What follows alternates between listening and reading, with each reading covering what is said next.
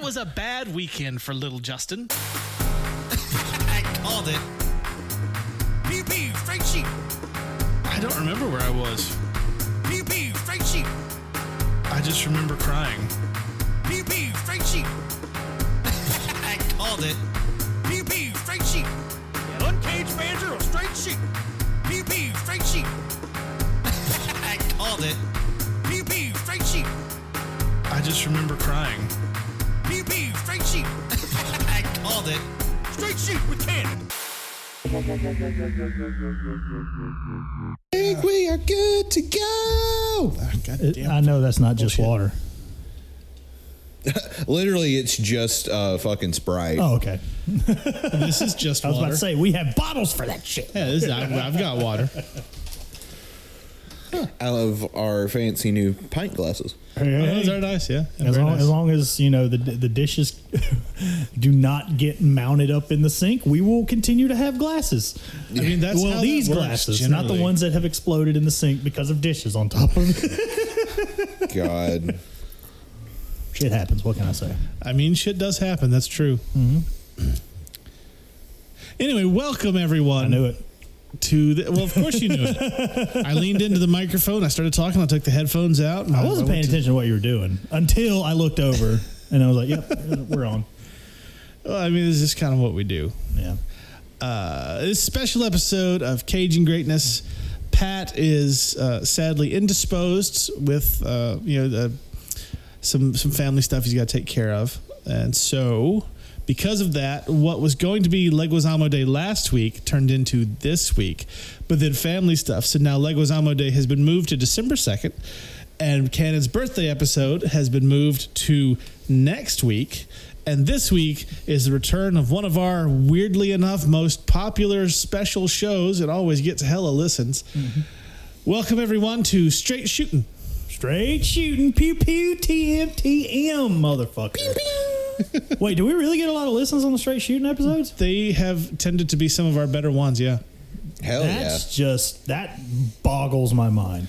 Well, yeah, it's like some of the stats for our stuff is just inexplicable. Yeah. Honestly, I'm just like, I don't know how this got all these listens and this didn't. But also, listen to the shit out of this one, because regardless of what this episode is, this is still coming out on my fucking birthday. It is coming out on his fucking birthday. You are listening to this right now. It is my birthday. If you're listening to it on the day it comes out. If you're listening to it on like a Friday or a Saturday or like 2027 or something, it's not his birthday. So as a birthday present to me, why don't all of you just listen to this on my birthday? Like right now. Why are you not listening right now? No, I mean, if they're listening, they are. They're I know, like, but why aren't they telling more people? Okay, well, yeah, they need to spread the word. Listen to this Straight Shootin' episode of three guys just talking random bullshit on Cannon's birthday. And also, if you're listening at home, make sure to give yourself a pat on the back. Yeah, you know what? Sure, why not? I'll do it right now. You know what? Don't if you're listening to this, just take a little bit of time today to sit back and to appreciate yourself for how hard you work. Because, I'm sure we all have struggles. We all have problems. I'm sure you're doing your best. And by God, that deserves some praise. So good on you. Good on you. Don't let the outside forces that you can't control get you down, because that's just going to make things worse. Right. We're all just doing our best. And that's the best we can do. And we need to be proud of that. Man, this is a really good opening to the show. It's a good opening. I'm not going to lie. I'm really enjoying myself. Yeah, this is good. Like I feel like this is shit you could meditate to. And now let's scream for 2 hours. Let's fucking go! Okay. Well, speaking of meditation, I actually tried a new thing this past weekend that I saw on Rhett and Link's show, Good Mythical Morning. A great show that we have big fans of the stolen show. a lot of shit from. Yeah, not a sponsor, by the way. Not a sponsor. They were trying out several different things that were advertised as like psychedelic meditation, but without the use of actual psychedelics. Oh, really? And one of them is an app called Luminate that it syncs up sound, and then the light on your phone flashing at different intervals, like synced with the sound, to induce sort of like a halfway type psychedelic deep meditation feeling. And it was pretty hardcore. I tried it. I had to give it a shot, and it was weird, but I liked it. I will say, as someone who can get as easily amused as one can get. That sounds awesome. Like, Yeah. I feel like I could stare at that for a Well, long time. like the thing Excuse is, me, I'm it's doing it very right light. Like it's very bright because it's your flashlight on your phone. Just flash, so you close. You get in a dark room. Oh, wait a minute. This sounds terrible now. No, you get in your room. You close your eyes, and you can put it as far away as you need to because it's not like the brightness level is the same as being outside on a sunny day. Yeah. So it doesn't like hurt necessarily. It just like you can see the light, but it turns into like, for me, it turned into colors and then patterns, and you could start to almost see things. Like I felt like I was underwater in the Arctic at some points. It was really neat. It's worth a shot. And like they have a couple of the beginner things that you can just try, and then there's a monthly membership. Or you can also do a yearly one. Yearly one's like $40, monthly $7 a month. But you know, the experience I had, I did 2 back to back, and you know, it was worth it. I bought the yearly immediately because I'm a big fan of meditation anyway. Yeah. I rarely have the chance to sit in a quiet place and actually meditate. So something like this that sort of locks me out of everything else is very helpful for my mental health. Right on. And that's the app called Luminate. Okay. Not a sponsor. Not a sponsor, but you know, we're going to definitely tag them on Twitter since we shouted them out. And maybe they could be. Who knows? They potentially could be. Also, we didn't do intros.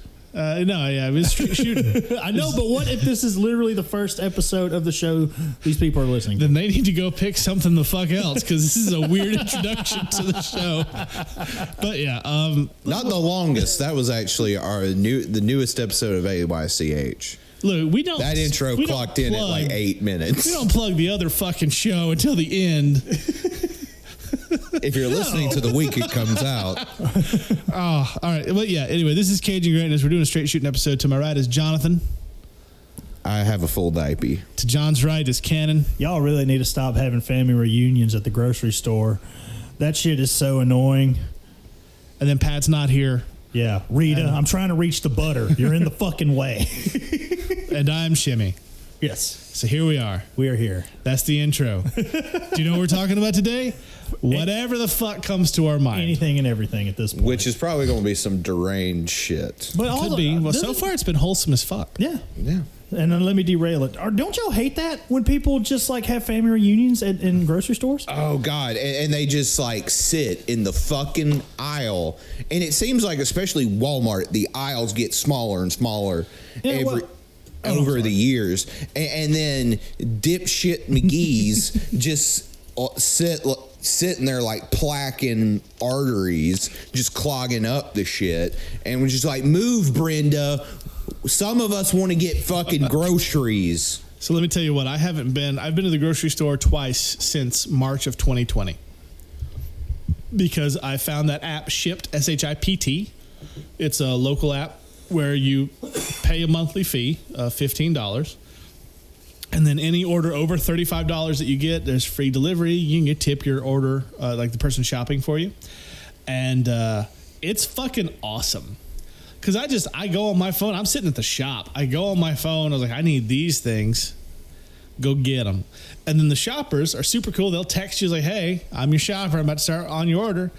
Let me know if you need anything else. It's like, cool. Like, hey, they don't have this. Is this okay? Yeah, that's fine. I'll take some of that. You know, and then they bring you your shit.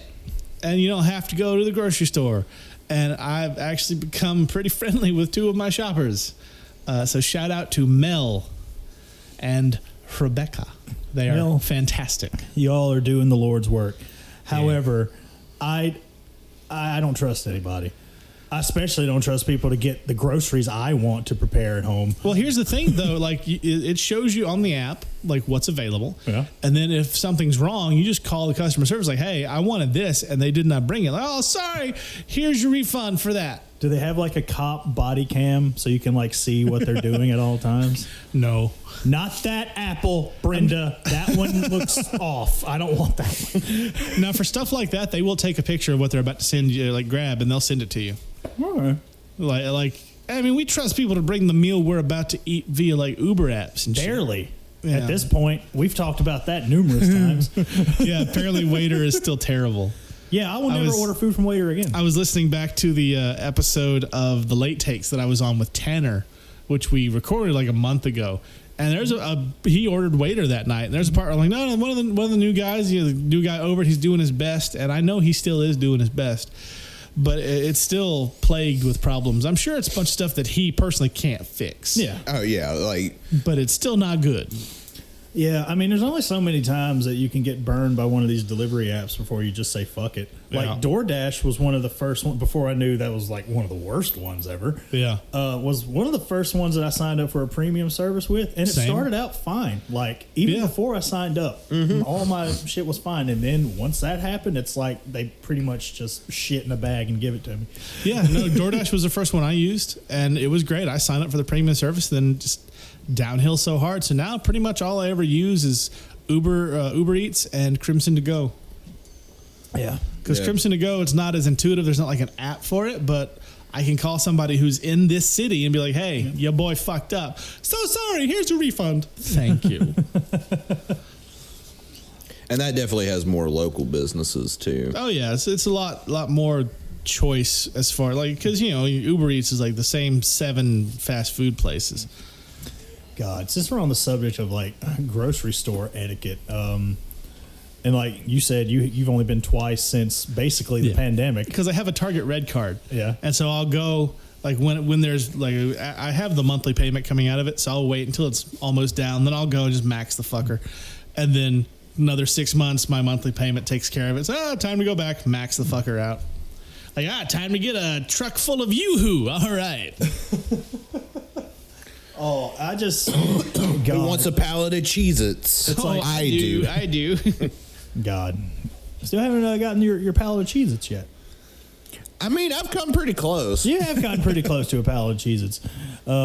Man, but, people already didn't know grocery store etiquette before the pandemic, and then I feel like all of those one-way arrows just mucked up the works entirely. People are shitheads. People are shitheads, yes. Like, people don't pay attention to anything. But also, I saw those arrows and I got immediately triggered back to high school because we had like one-way halls and shit. Even if your class was like right across the way, they would still make you fucking go all the way around. I'm like, fuck you, man. Are you shitting me? I'm right there. Nope, gotta go all the way around. I'm like, why? That's fucking stupid. yeah, there was a lot of dumb shit in my high school. It didn't make My a lot high of school's sense. a lot like that. Instead of one-way halls, we had one hallway. That is very true. It's just one. And it was terrible because it was way too many kids trying to go through the same hallway to get to one of like 8 doors that were all crammed way too close together. That place sucked. My high school experience, it was just a fucking free-for-all. and our high school was built in like the fucking 20s probably.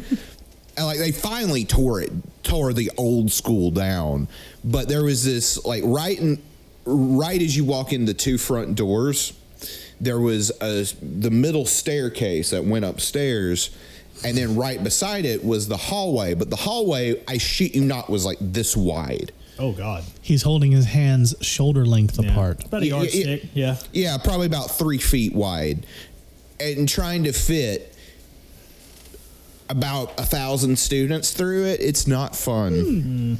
It sounds unpleasant. I mean, I understand, like, looking back, I understand why the halls were that way, because we did have a fair amount of people in our school. But at the same time, it's like, why?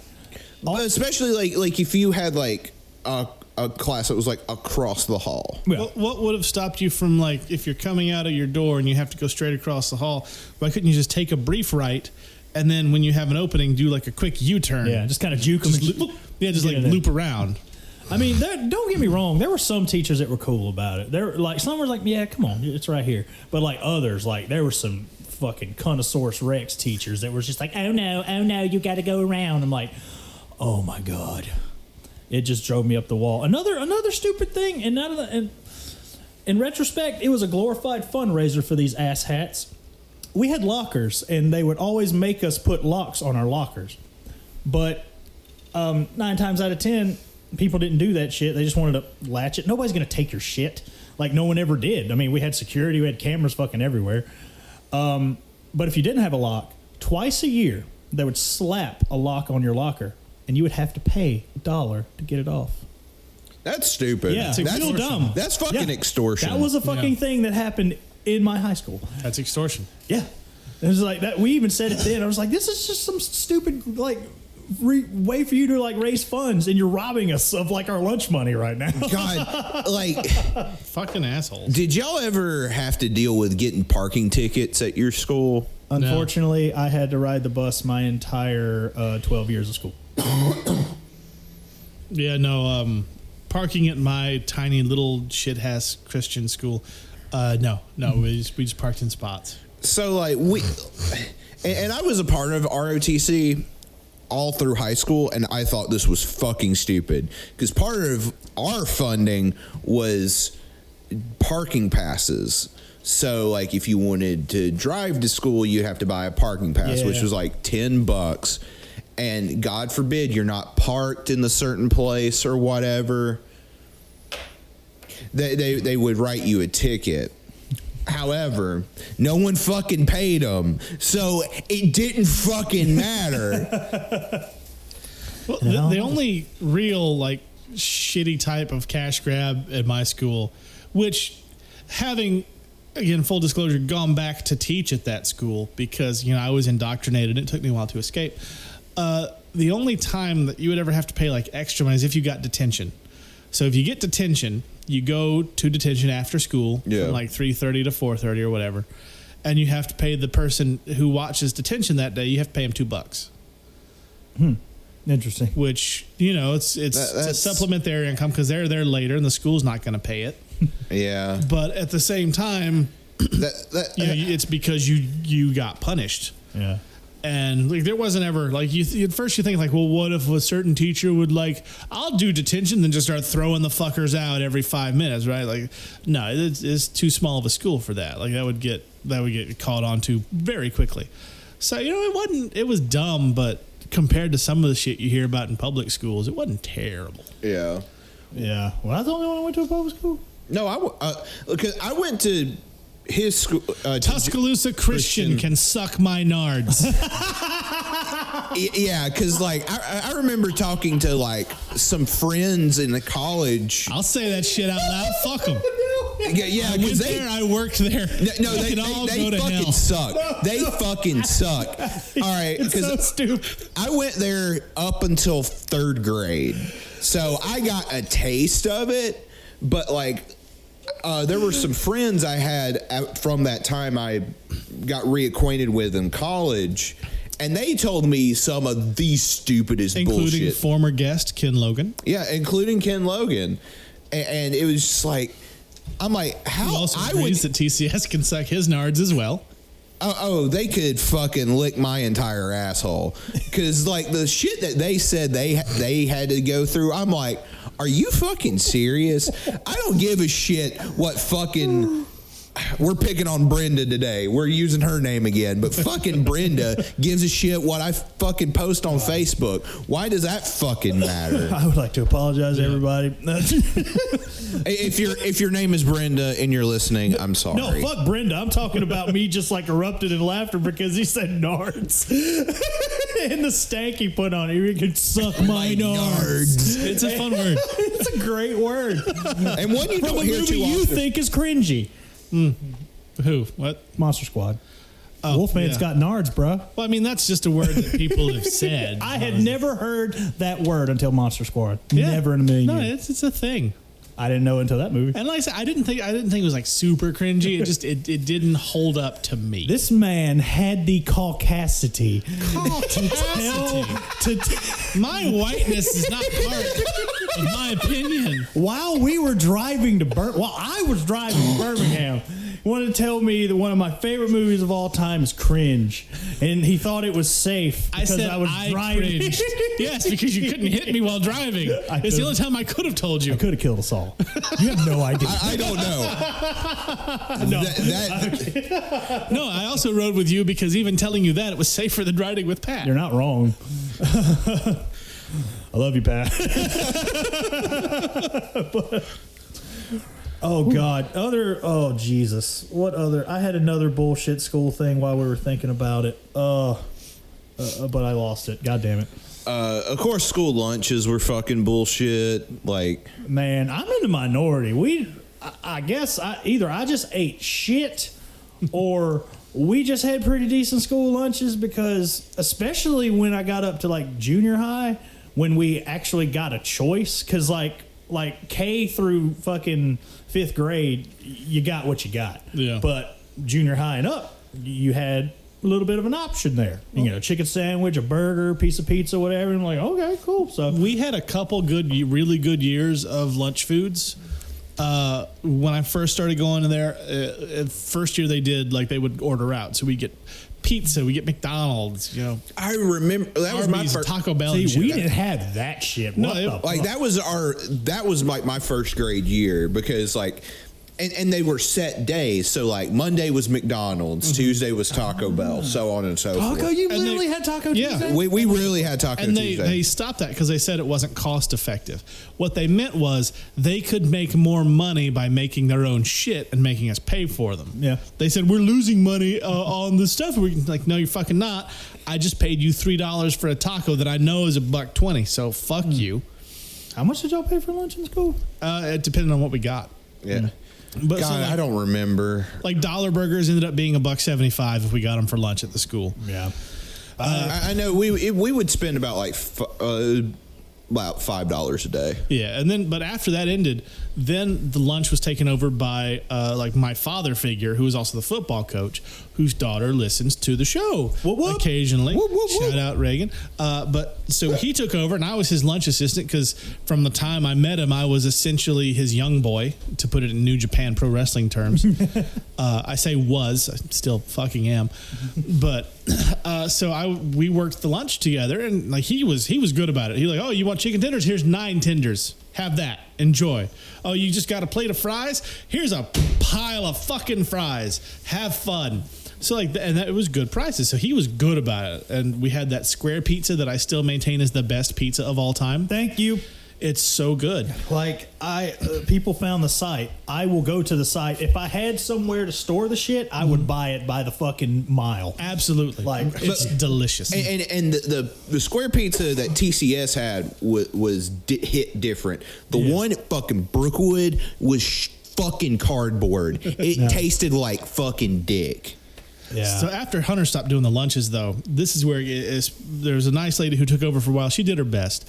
And then when I started teaching there, I don't know who took over then, but let me tell you, just the sheer unmitigated gall of these people, okay? They would serve one of the meals, which is like $6, is cheese sticks. But when I say cheese sticks, I mean like 2 breadsticks with cheese and 2 big breadsticks with cheese in them. That's the whole fucking meal. That's $6. That's fucking bullshit. Okay, like they serve minestrone, which is a delicious Italian style soup, like with noodles and stuff. No, this was just whatever they had left over. They threw it in the fucking pot. First day I get on, they have minestrone. Let's try it. I eat it. I'm so mad. I'm so disappointed. I went back. I put the plate. Like, madam, this is not. It was the chicken drippings. Like this is not minestrone, man. I don't know what this is, but I hate it. I don't even think she knew what minestrone was. I don't think they did. They just saw the word. I didn't know what it was until you But it told was me right now. Like it got terrible. Lunch there, like as of right now, I assume, because I don't think anything's changed, is like shit. It is shithole food. Yeah. Yeah, Brookwood never had good food, but it got to the point where I just started taking my lunch because, oh God, there was some of the nastiest shit they had. I would run up to McDonald's and come back when I was like teaching. I would run to McDonald's because I usually had a free period, and then I would come back and just eat my McDonald's in the lunchroom because fuck them. I mean, that's not a bad idea, honestly, especially because literally McDonald's is just down the road. Yeah, because that was the point where I was at the end of my patience with that whole scene. Yeah. And it wasn't 6 months after my last year there. I'm like, nah, I'm done. I'm done with all of you. And that's when I escaped. It was great. Yeah, it's definitely rough. Man, I forgot. Me and a couple of buddies had back in junior high had a little racket going on. Ooh, what type of racket? Well, for context, there was this a coach teacher named Mr. Jackson. He had a study hall, just a free period. You just study, homework, whatever the fuck ever, sleep. Study hall, yeah. And but if you talked, you'd have to do a chart. That is the multiplication tables 1 through 12 one time. So if he says like 5 charts, you have to write all that 5 times. Oh, that was your punishment. Oh, that sucks. So like me and a couple of buddies, we like did up a bunch of. He never checked like for handwriting or anything. All you do is hand them in. So we just did a bunch of charts, and we charged like 50 cents a pop. Oh, that's great. Everybody who got in trouble. I mean, we were kind of lowballing ourselves, but you know, for what we were doing, we made a little change. Yeah. Think smarter, not harder. That man threw a stapler at somebody one time. Now that I remember. Oh, he should be fired. Yeah, I know. Now that I think about it, he kept his job after like throwing a lot of shit at people. I remember he would his favorite thing would be to smack people in the back of the head with a yardstick. Huh. Yeah, I'm just like, whoa, that's insane. I also had something of a racket with a friend of mine named Bo. Because we would go with computers. So good, in fact, that our awful, terrible computer teacher would make us teach her class because she was the typing teacher and she didn't know the fuck she was doing. So, like, we're doing PowerPoint and me and Bo would be done in 10 minutes because it's easy. She's like, oh, y'all didn't follow directions. Like, yeah, but our stuff is perfect. Okay, well, anybody needs help, you help them. Like, we pay to go here, bitch. So she was terrible. But we were go computers, and we were in a Christian school. So we started selling burned DVD drive discs of porn. Roll. Yeah. Fucking time. Holy crap. Yeah. Like, we downloaded off of, Kazaa and LimeWire and shit, and burn it as data onto discs. Computer and we'd sell that aids shit. with your porn. Yeah. So we would, we'd sell that. We called it Bob. That was the code word. We charged $20 a disc. Usually had about an hour and a half on it. Jesus. Yeah. How much did you end up making, if you would guess? That year, about $300 each. Wow. God damn. A lot of horny people spending their milk money on pornog. It's like, Well, it is a Christian school, yeah, so yeah, that's right. Yeah. Like, but don't they know they can get that shit for free? No, they didn't know that because their parents wouldn't. Well, had this no was idea. 2003, sir. Oh. Right about the time. Oh, yeah, dude, did not Clapper. shut the fuck up. Oh no! The clapper was it? Shut the fuck up. Oh, here we go. Hey, it is straight shooting. Well, it's not straight shitting. That was last week. Yeah. We can make it that too. See, in 2003, right around the time the iPod Nano was released, and also the clapper, it was a lot harder to find free porn. It was like actual movies, like pictures everywhere. But like finding the videos, no, it's very difficult. It's not just like logging on now. You kids have it too damn easy, is what I'm saying. Just too damn easy. Oh man, I vaguely remember the LimeWire days. Oh God, I remember telling my music theory teacher in college about LimeWire. And her poor woman not knowing that I just fucked her whole computer up. I don't even think, no, it wasn't her computer. It was the school's computer, I believe. She was like putting it in her office and shit. That's funny. How are you getting all this? Well, it's a site called LimeWire. Really? Oh, yeah. It gives you computer diseases, but you get to listen to the new Atreyu album. God damn it. Did Atreyu come out with an album in 2008? I don't know. I don't know. Probably, more than likely. Yeah, because I was around when they were hitting their stride. Yeah. Man, I forgot. I was a little heathen in school. Like, I remember from at least kindergarten to freshman year of high school getting wrote up for something. Mostly fighting. Mostly fighting, yes. Fucking Cannon said, "Square up, motherfucker." Like, Boom. in kindergarten, I got wrote up for slapping a dude across the face because he pissed me off. That's fucking funny. Like, he got in trouble too. I felt bad. I was like, he really didn't do anything. He just, like, said some shit that I mean, I didn't obviously say that, but man, that was my first paddling too. Man, my ass was not ready. Oh, We didn't have that many fights, but my buddy Bo, we had a Bible teacher who thought it would be fun to let everyone get up and like Wild 'N Out was real popular at the time, to date myself. So that he would let us do disc battles because he thought it was fun. No, And it was never in bad. No, it was Good, I should say. Someone always get their feelings hurt. So my buddy Bo went up against a guy who later turned out to be one of the creepiest, most unpleasant motherfuckers we've ever met. Oh. Yeah, he's terrible. I had to stop him from hitting on a 14-year-old the last time I happened to run across him at a convention. Oh, good God. It was great. He was my age, and this was like 4 years ago. So I'm 34. What the literal fuck? God damn. Liz was there. Ask her about it. She was not happy. So... I just get her and you just... So Let me tell you about this. So they get up to take their turn because we were all friends at the time because he wasn't a creepy bastard at that point. He was a decent fella. And so they're going back and forth, and all of a sudden this guy hits Bo with, "Yeah, well, you're a poser."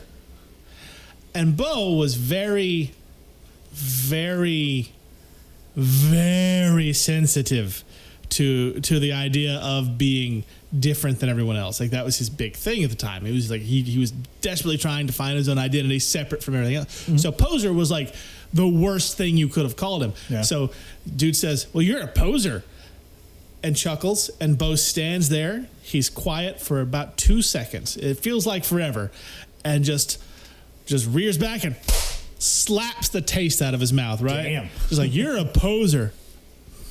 Dead. And just like his glasses fly off, dude hits the ground. And our Bible teacher runs, "All right, I think we're done right now. We're good. We're done with the take your seats." And Bo just looks at him and goes like, "Don't ever fucking say that again." And just walks and sits back in his desk. So like we didn't have fights. We had shit like that. I opened to lock the door on a dude's face once, but he was in my business.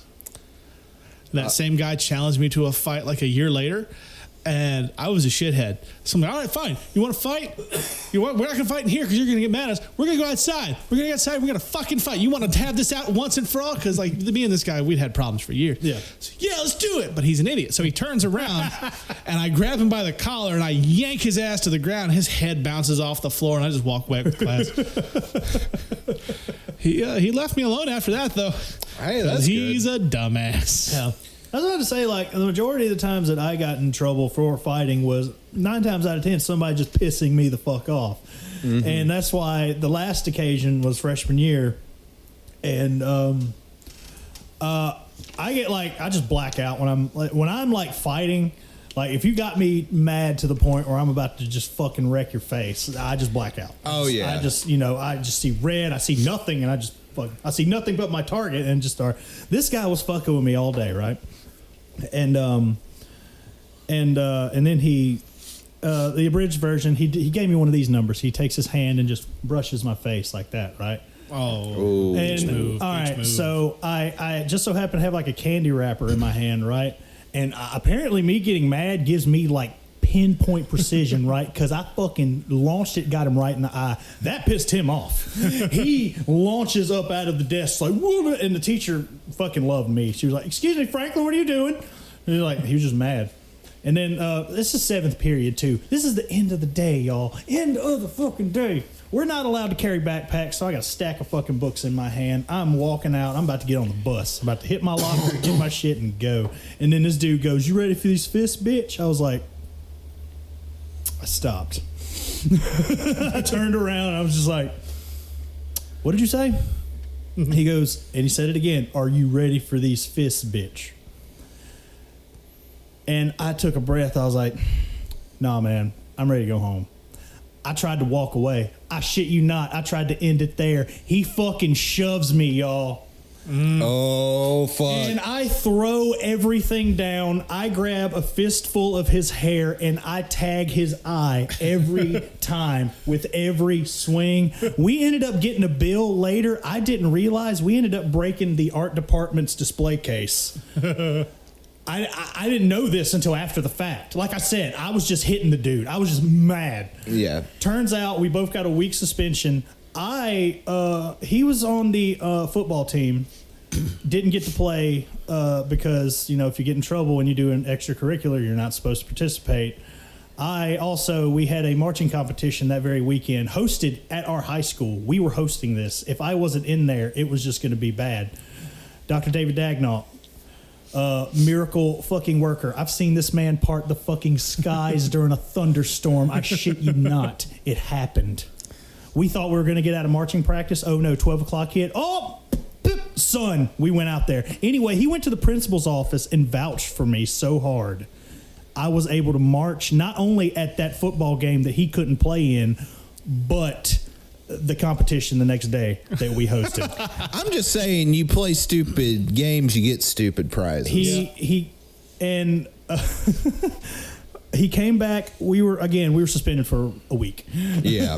So I came back, saw him in the class. I mean, don't get me wrong. He got me. Like, I had like some like lumps on my head. He did not get my face at all. However, he came back. His eye was still swollen shut. I was just like, oh my God. So, and then just to wrap this one up, years later, I ended up working at this shit ass gas station.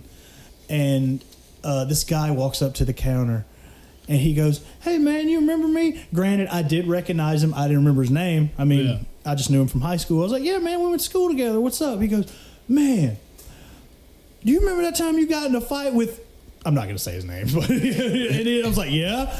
He goes, well, here's my cousin. And now I'm like, man, is this dude about to start some shit at my job right now? I'm thinking the worst, right? Because knowing my luck, he's going to try to start a fight in the store.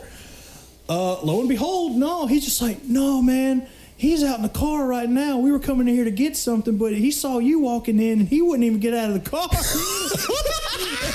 I'm just like, wait, no, man, come on. This is like fucking a decade ago, like well over 10 years at this point. I'm just like, man, I ain't trying. That was fucking forever ago. I ain't trying to have the man scared to come to the store.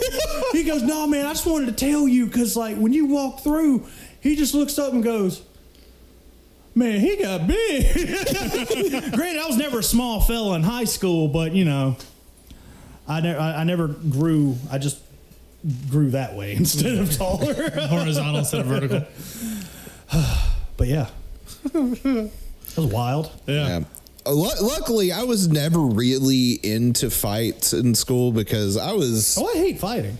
Yeah, it's not fun. Like I hate getting there. Oh yeah, like it was never fun when it happened. Yeah. But like mostly because like it would be like people be like, "You ready to go, bro?" Yeah, I'm ready to go, and then they're just like mashing titties together. It's just like, God damn it! If y'all are going to do this, do some fucking UFC shit, okay. Not this fucking titty bumping. Speaking of, I want to poll the room. Every school had it, right? Mm-hmm. What was your meet me at the blank? Ours was, yo man, meet me at the tree. There was this big ass tree right in the middle where all the school buses parked to pick us up. That was the fight spot, apparently. We didn't have one. Y'all didn't have a fight spot? No. Never got that far? No, because like no one fought. Like there was the slap, like a horse collar and a guy. All the biggest fights that happened, they all happened at like people's houses and stuff. Like a buddy of mine stabbed a guy once. And then I stabbed the same guy a week later. But that was at our respective houses. Love stabbing. Thank God this show doesn't get edited. Well, it was a guy we knew who showed up drunk to parties, even though none of the people at these parties drank. We all just like to hang out, watch movies. Mm-hmm. So he showed up drunk. He showed up to my house because I had been friends with him. I lived with him for a while. But he decided to get heavy into meth and alcohol at the age of like 19. So I'm like, dude, like, fuck you. So he showed up drunk at the house, tried to elbow his way in. Oh, God. And so I shoved him back outside. And I had my knife on me because I was opening a box or something. I always carry a pocket knife. Yeah. And so I had it on me, and he starts getting real belligerent. And I'm like, I got the knife. And I'm like, I'm going to have to stab this guy that used to be my fucking friend. And so he takes a swing at me. Well, he's drunk, so it's a big, wide haymaker. So I take the knife, and I just slash up with the serrated part, get him in the forearm, and then come back down and like jab him on top of the forearm. And he's like, oh, it's fucking out. And he gets in his truck and drives off. And so I call another buddy of mine. I was like, hey, he's like the cleaner. No, it's another guy who I've been friends with him for years. Over here. Yeah, no, it's still the coolest looking thing I've ever done. Everything else, no. I couldn't do that again if I tried. He moved his hand at the perfect time. But I called my buddy, a guy named Drew, who I'm friends with his family, and I'm like, hey man, like this idiot just showed up at my house, and he just said, as he drove off, damn it, stabbed again. And I don't know that many other people who would stab a motherfucker. Was it you? And he just starts laughing. He goes, yeah, it was. I got him in the shoulder because he took a swing, and I just brought the knife around and jabbed it into his shoulder. I'm like, oh, that's cool. I just slashed it. It was fun. God. Yeah. Christian schools, like, it's mostly calm, and then every so often there's a spike of what the fuck just happened. Oh yeah, like especially the Christian schools around here are fucking chaotic, and like what they would fucking get up to. Oh yeah, like there were like so many people I knew from like fucking TCS that like got like addicted to like fucking coke and shit. Oh yeah, no. I'm like, how the fuck are y'all affording this? Like at Brookwood, it was just like you get the occasional meth head every now and then. Well, I mean, most TCS crowd, those are well-to-do church families sticking their well-to-do church kids. That is very true. So, like, they had plenty of money, and you know, and those of us who did not come from that sort of family, like, it just made us angrier. Like, I was so mad and deeply unpleasant through most of high school and my early 20s.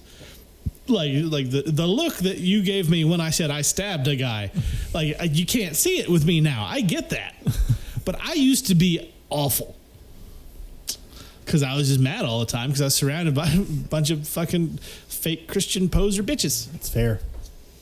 You'd stab them too? Yeah. When I was in third grade, I wanted to stab multiple people. Isolate that audio. I like how we started off real wholesome. and then it got real quick. And I was like, holy shit. Everyone just remember you're trying your best, and that's the best we can do. Now let me tell you about that time I stabbed a motherfucker. Like I said, there's literally no plan with these episodes when this happens. We just say what it's basically just word vomit. Yeah. But to answer your question, okay, yeah, like where did people find we were poor. There's never a spot, but I did stab a dude. That was the spot, his arm, where I stabbed him. Hey, I'm gonna meet you at the. There's a knife in my arm. Cannon. I never let go of the knife. That's a rookie move. From what you could probably discern, the school that I went to was very, what you would say, poor. So, what we lacked in, like, federal, like, income and shit, we more well made up for it in fighting spots. The two most popular were the gravel pit, which was one of the parking lots we had, which was literally just a pit of gravel. Yo, we had one of those too. What? Yep. And there was the spot, which was like a gas station within walking distance of the school. There was the sports parking lot. That was a big one. A lot of times it would just happen in the woods. Nothing good ever happens in the woods. Yeah, like The deep, scraggly woods. Like I remember there was this one guy I was never friends with, but he was just like always like in the periphery of all the people I hung out with. There was this one day they were like, oh man, so-and-so's going to fight Kyle and in the woods, like after school, once the bell rings, we're going to go there. It's going to be awesome. And I knew good and goddamn well. I was like, these two fucking idiots are going to make a fool of themselves. So... and the video goes around. They're like, oh, check this shit out. Like, it was the most badass thing. And it's just these two, like, almost like emaciated dudes with their shirts off, just like We got to see that. Y'all didn't. Just imagine Chris Farley in a van down by the river. Just Yeah, but imagine sort of arm motion. But imagine like someone like 200 pounds lighter than me trying to do that shit. And it was just, I'm like, y'all are proud of this? What? Really? All right. Oh God. But then that guy fucking ruined an entire field trip for every grade after us because there was one year, I think it was like our senior year, we would go to a career fair at Shelton State. We'd go there for like the first half of the day, we'd go get lunch at the University Mall and just like fuck around in the mall the rest of the day. Yeah. Our year, for us to go, we go to the career fair, it's whatever. We go to the University Mall. And me and my friends, we're just like bebopping along, and we see this person and one of his friends being escorted out of the fucking place by police. The motherfuckers were caught trying to steal shit out of fucking Spencer's. Oh, good. Oh. It was like a Gears of War wallet, too. It was something so fucking stupid. And That's terrible. And to listen to our Gears of War review, check out You beat me to it. the very first episode of Uncaged, where we talked about Gears of War for about 6 minutes. And so every grade after us never went to the mall. Oh, That's fair. It was just like this one kid, or it was multiple kids who fucked up. It was really bad. Like my school was very open with, no, we don't trust this class to go these places. No, fuck y'all. Like this one thing I liked is that like my senior class, we went on a 5-country cruise because we raised money for it, so we went. And it was, of course, under the guise of spreading the gospel. So we handed out Spanish Bibles here and there, and then like swam and ate lobster and shit. Like, it was really fun. It was a good time.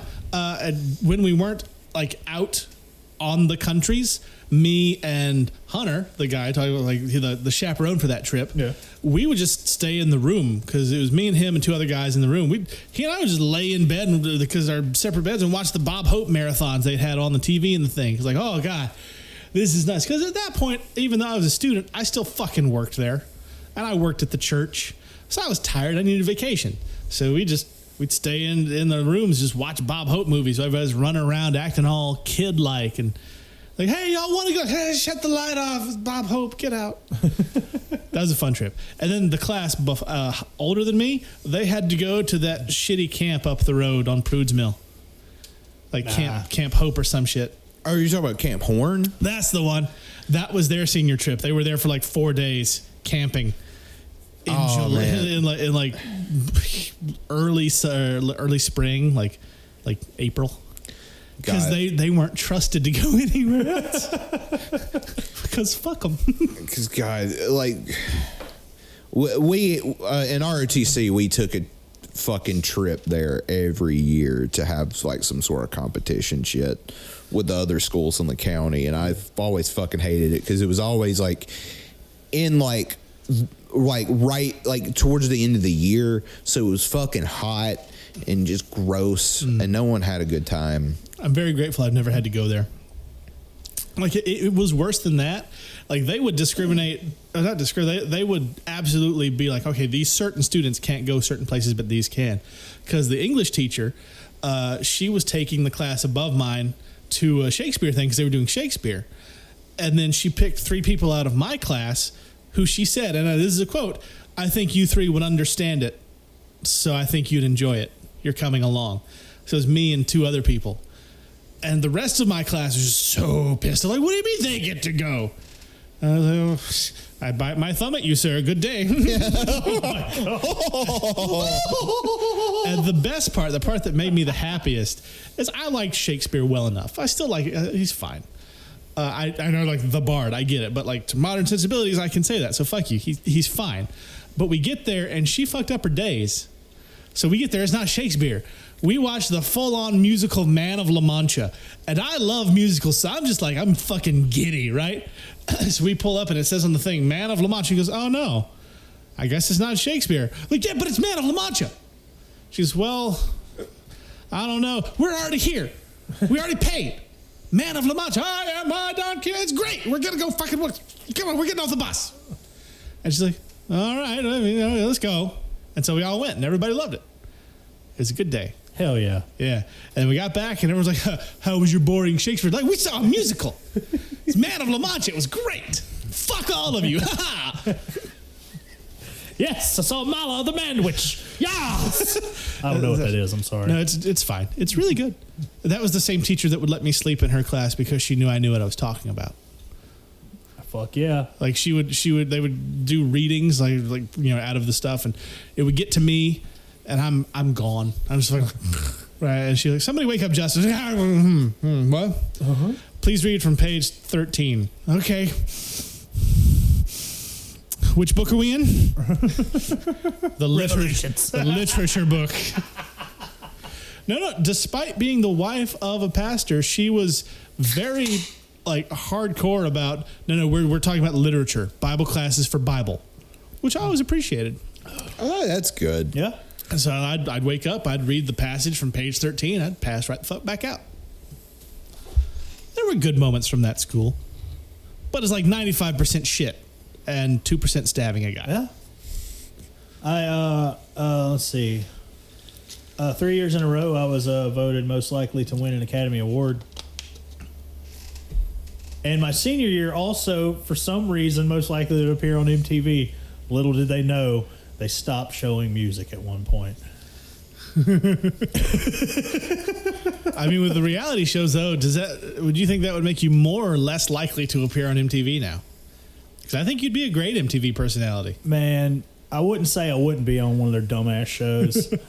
I put me on Jersey Shore, but as a guy that's like, fuck y'all, what are you doing? Who cares? I mean, it worked out for The Miz. I know, right? I actually watched his season of The Real World as it was happening, live. That's fun. Yeah, and I got to give the man props. He said it way back then with a fucking one of the worst toy belts I've ever seen in my life. He said he was going to be a WWE superstar, and by God, he did that and then some. Yes, he did. Follow your dreams, kids. That's right. We're all just doing our best here on this blue marble we call Earth. You got to follow your dreams, follow your heart, and do what makes you happy. Because by God, that's what's important. Yeah, even if that marble is the one from Men in Black, where it's just getting fiddle fucked around with some aliens, just getting knocked around in this galactic game of marbles. All right, so we're coming up on that time. Okay. Do we need to we need to decide? Do we have more shooting to straight, or are we gonna call it? I think we got more shooting to shoot. I was thinking the same. Yeah, sure. I mean, we're recording pretty early. It's only 8:40 our time. I was about to say usually we're still movie watching by now. Yeah. All right, so we're gonna take a quick commercial break for. I don't know. I'll figure something out to go here. It's fine. And we Rob's review. If I can get Rob to come in and do it. Just Rob's review, but it's Frank for some reason. Rob's review, but it's you doing a Frank impression. You know what? We may as well. That sounds great. Oh, man. All right. We'll be right back.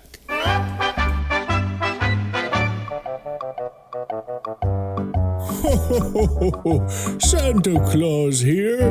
Are you looking for the perfect Christmas gift for that special someone? Well, look no further than tpublic.com/user/caging greatness. They've got all the best Nicolas Cage related merch. And perhaps you have a favorite co-host. Well, they've all got merch too.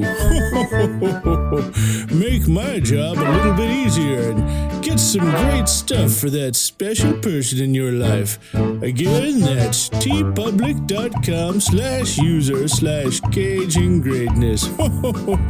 And don't worry about how many cookies they bribe me with to do this ad. Merry Christmas.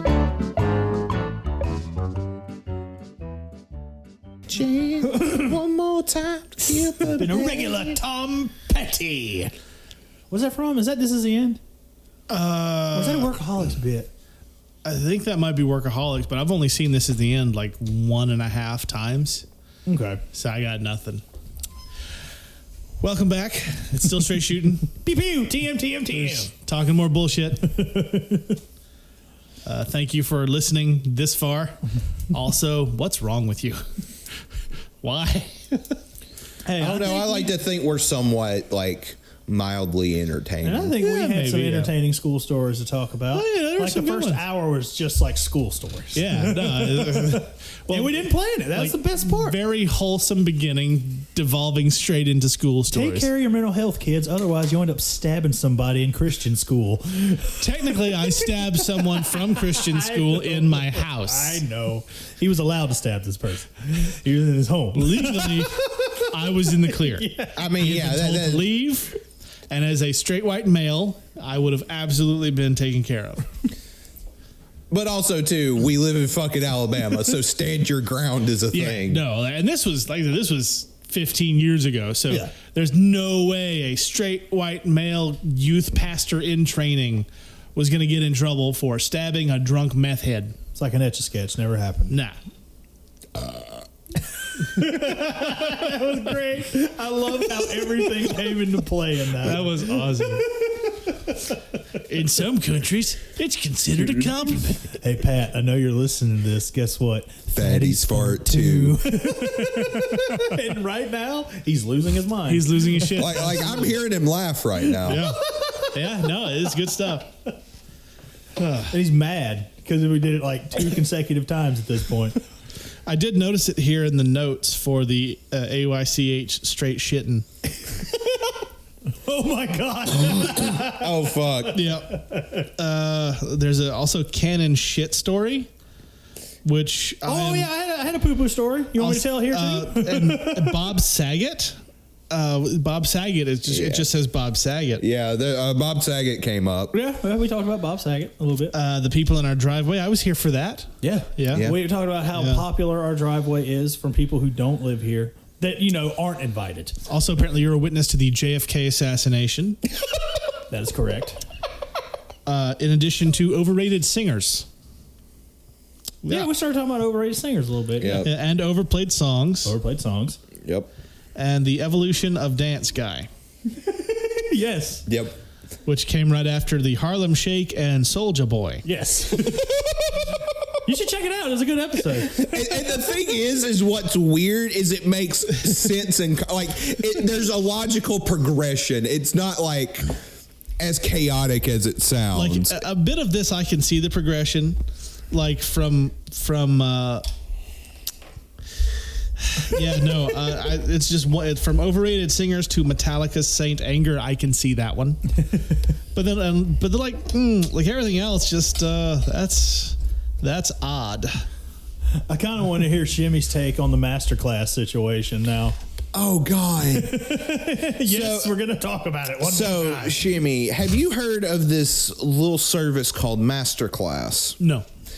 Okay, so it's this service that you basically pay like $90 for a year to basically take a course in some sort of like art or science or something that is taught by people who actually do the thing. So like there's a bunch of like acting classes that are done by like people like Samuel L. Jackson, Sure. or like directing classes by Scorsese, Lynch, so on and so Pretty forth. sure Gordon Ramsay has cooking courses Like there. Gordon Ramsay has a cooking course, stuff like that. Okay.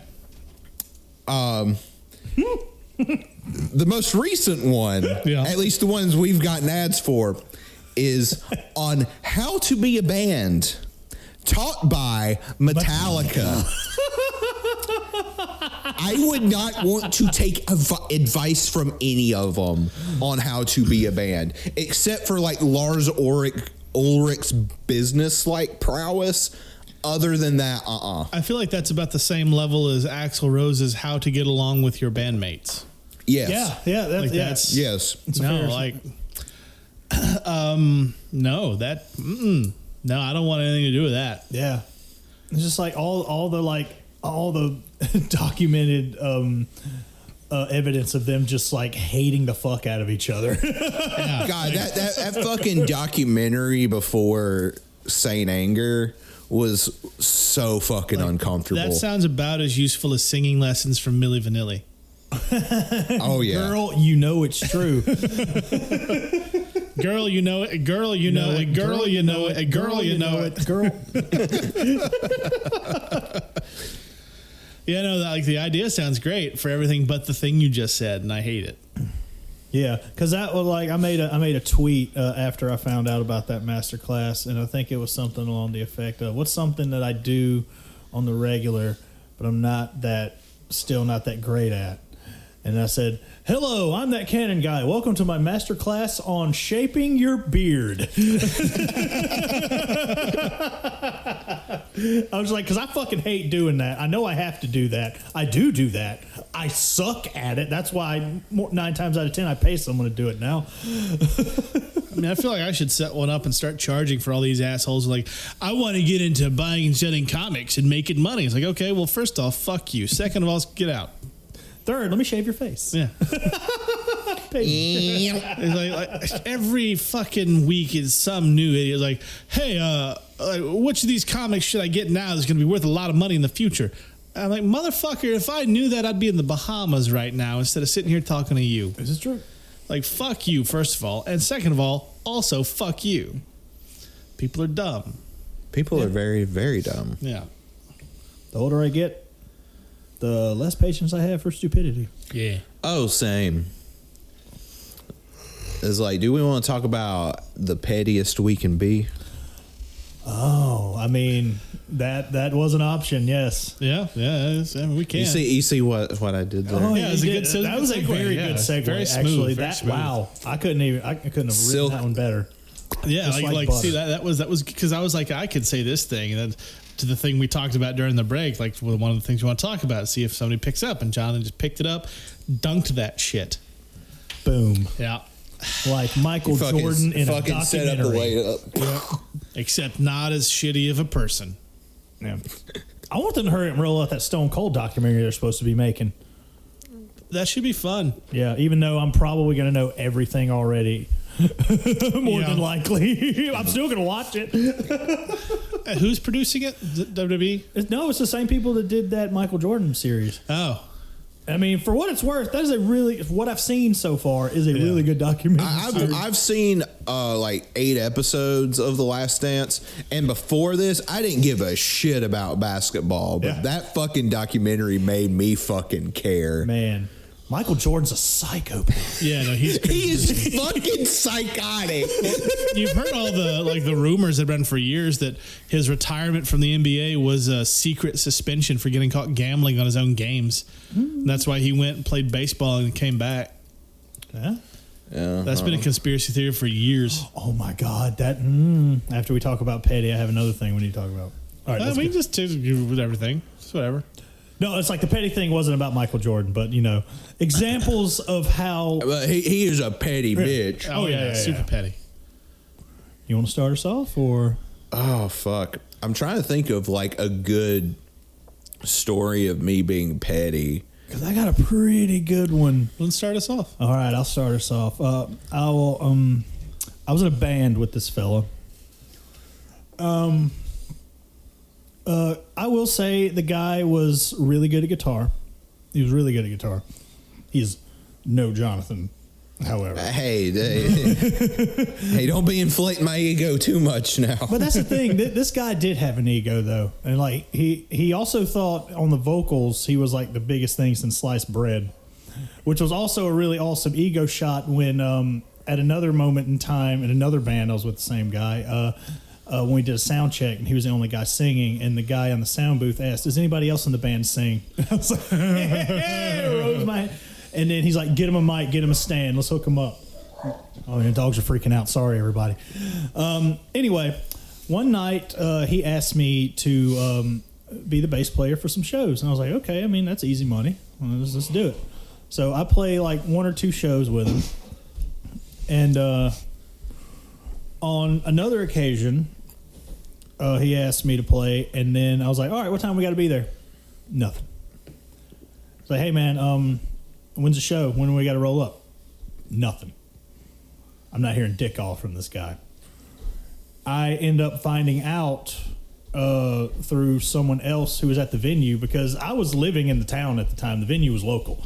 And turns out, without even like telling me, not even having the backbone to tell me, he got somebody else. So at that point, he's kind of fucking with my money. So I may have informed his girlfriend at the time of certain shady things he was doing behind her back.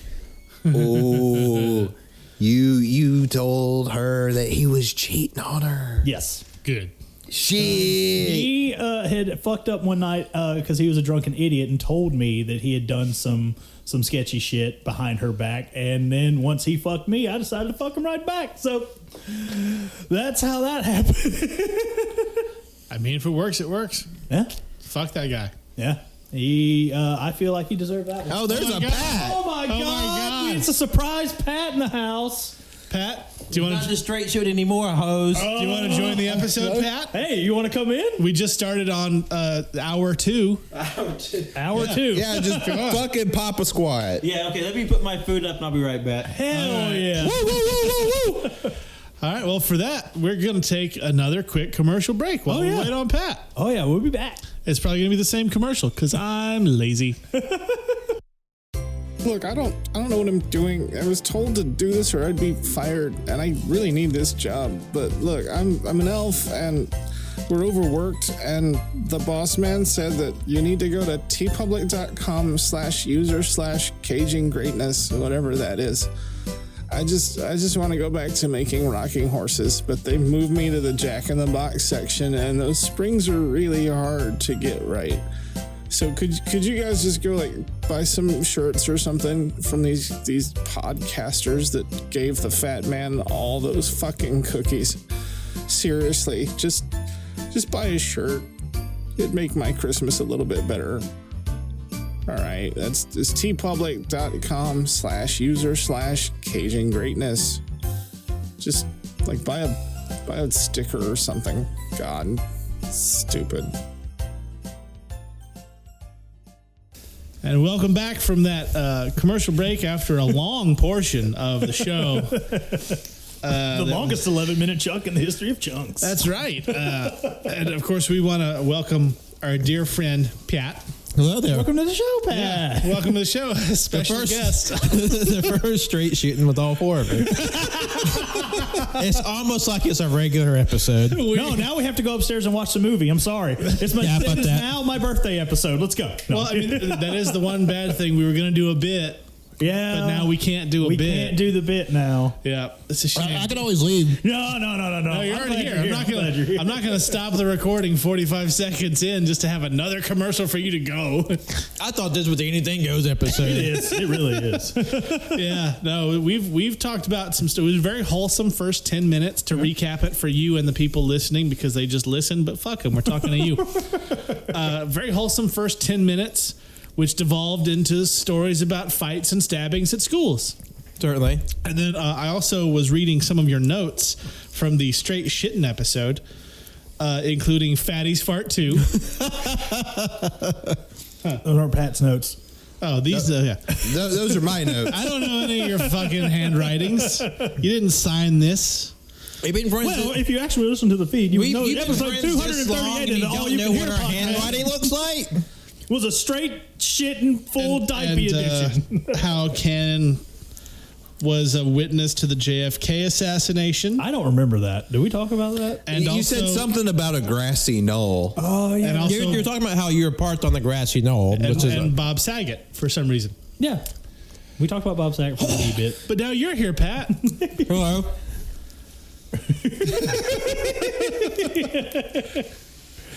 So I will say it does feel a bit weird to be recording around it because I feel like I haven't recorded anything in about 2 weeks.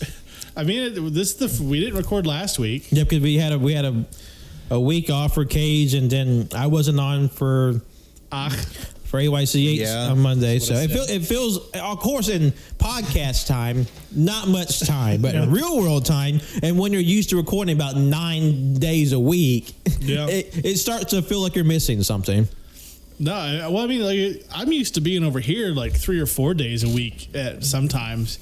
And last week, we didn't record and we didn't watch Rampage. And then we didn't watch the pay-per-view, the AEW pay-per-view until like the day after. So like there's a whole week I'm just sitting there twiddling my thumbs at home like, I wonder what all my pals are doing while I sit here hating my life. It's just like my schedule has been upturned. I hate everything about this. It's so new and unfamiliar. Oh, man. So, But yeah. All right, Pat, what do we do now? Yeah, Pat, like we've been straight shooting this whole time, and now you're here. So I don't know. What do we do? Yeah, now it's time for straight shitting part 2. And let me tell you, I got a full diaper. In some countries, that's considered a compliment.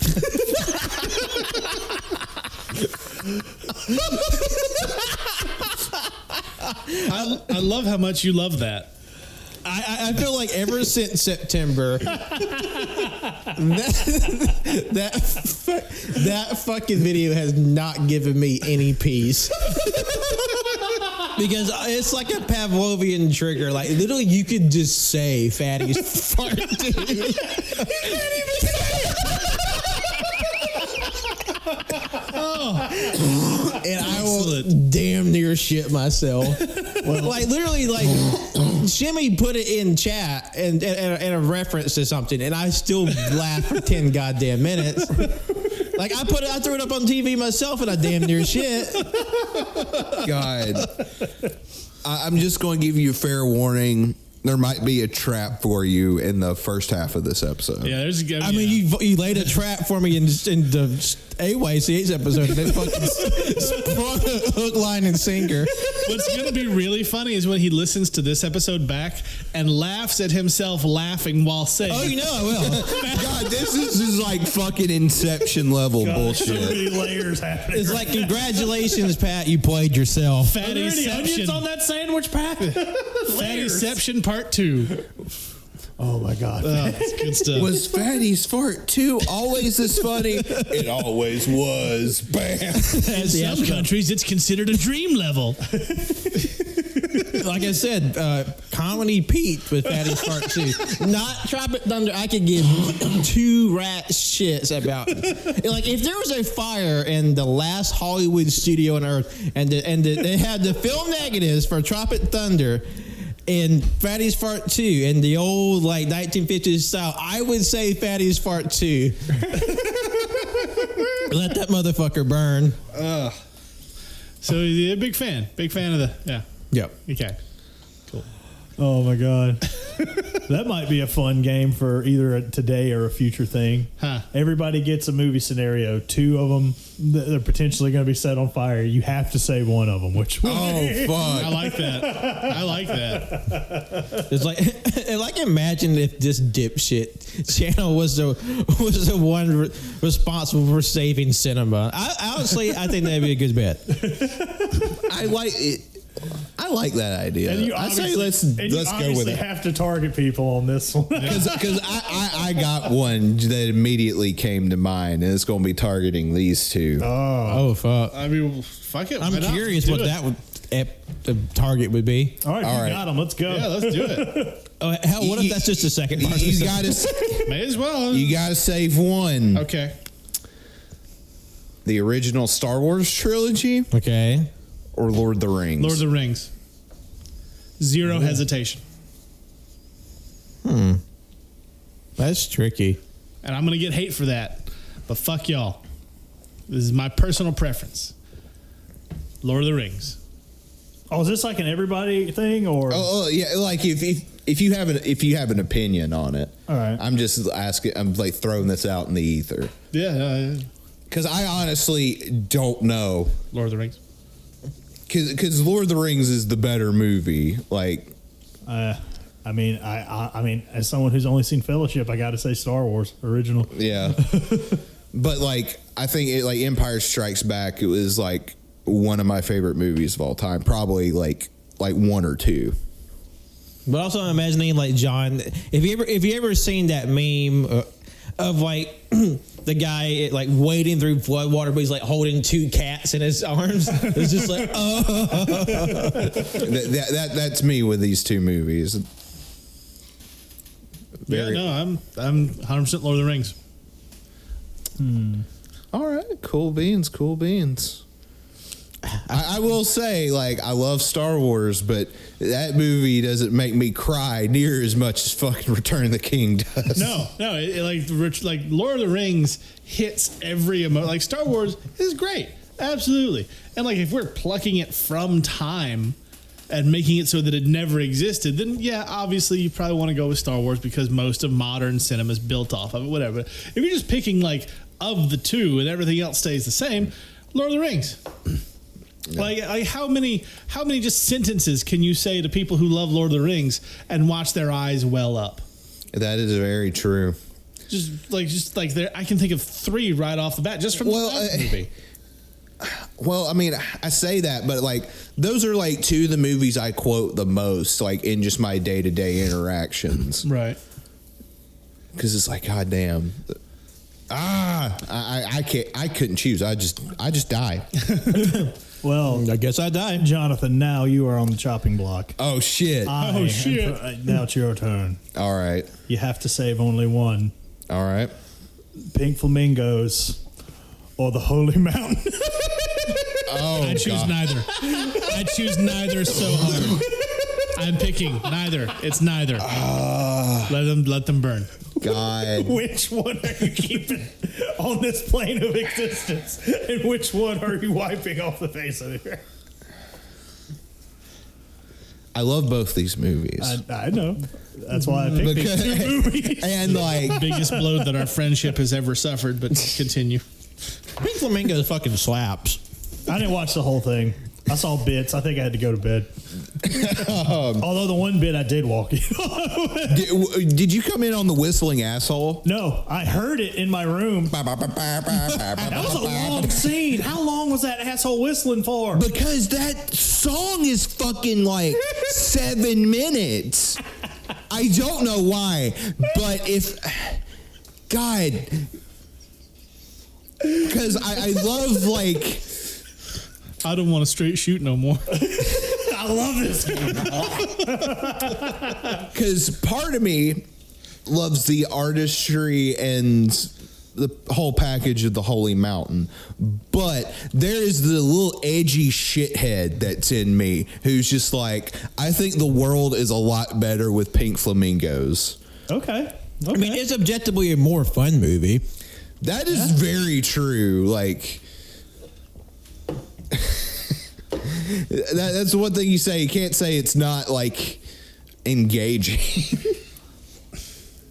I want Shimmy's answer now. Same question, same options.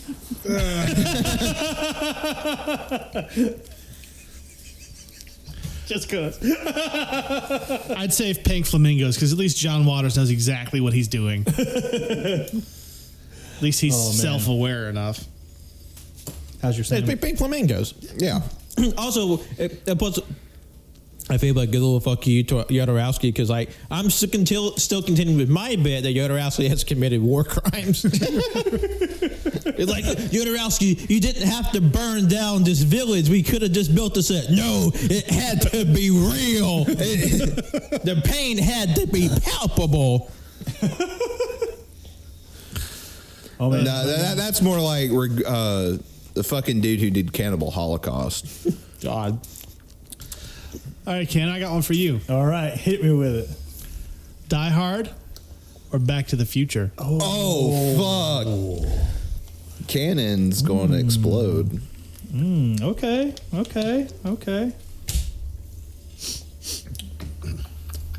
Yeah. I mean, it's Back to the Future. Yeah. Yeah. Fair enough. At least better quality, I think, throughout. In my opinion, at least. Now, and the only at least in my opinion on Die Hard, the only bad is the last one, because I could find entertainment value in the first 4. Same. I like Justin Long's not terrible. Yeah. Like I enjoyed Live Free or Die Hard for what it was. It wasn't bad. But that fit a Good Day to Die Hard. That's dog shit. That ruined me. That is awful. That's the first time I remember leaving the theater physically ill. What was that Bruce Willis movie you watched for the Letterboxd game? Cosmic Sin, yeah. Which one would you? Here's another good one. Which one would you choose to save if you had to save one? That one or A Good Day to Die Hard? Good Day to Die Hard. Because At least it has Die Hard in the title. Cosmic Sin should have been called. Shouldn't have. This is sin. Yeah. More like Cosmic Shits. Am I right? God. Whoa. Like, and Straight shooting, all I right. picked that movie. But yeah, Back to the Future. I love both of these franchises. But yeah, I have Back to the Future on my arm. You should have thought this one through. No, I mean, you have it now, but I'm expecting Die Hard somewhere on you. I do want to before get the some sort of Die Hard related tattoo. You could get the gun taped to your back. Oh, Wow, that's shit. actually a really good idea. Wow, Pat, you just, dude, That's solid. That's fucking sick. Yeah. that is a really good idea. That's a very good idea. TM. That's Pat's first tattoo for some reason. I thought of it first. Copyright, bitch. He became motherfucker and then just shows me his back. I'm like, you bitch. But like, would you get just the gun duct taped to like your bare skin, or would you have like the claw mark showing the white tank top with the duct tape? Well, Or like make it like burned around the edges, like your skin's burning away, and then you. I mean, I am a sucker for almost a collage, almost. I mean, because this is like different pieces put together as well. Right. So. This being his Back to the Future tattoo Yes. on his left forearm. Yes, it's pretty rad. I don't know if I've showed the finished on any feed yet. I don't think you have. We'll put them on the feeds. Yeah, I'll sure, send why a not? picture out and we'll put them on the feed. I mean, if nothing else, like the Ghost Rider podcast that follows us, they'll love your Cosmic. Oh, they've seen it already. Yeah, they have? Oh, yeah, they were like one of the first people to see it when I put it out there. Oh, nice. Donnie Cates even liked it. However, look, I actually tracked that tweet down and noticed he redacted his like for some reason. Well, I've noticed that like a lot of like some stuff that I did that people had liked.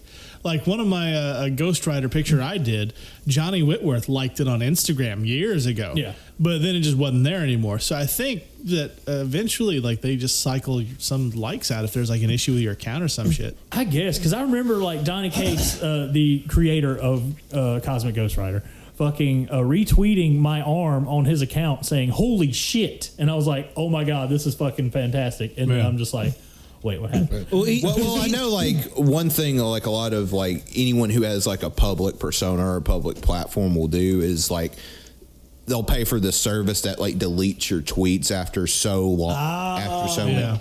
Usually they'll do it for like a year. And plus, like, just Twitter in general, they only keep track of X amount of your likes. I mean, you can only go back so far. Because, like, I'm pretty sure I don't have the same likes from, like, 2012 on my Twitter.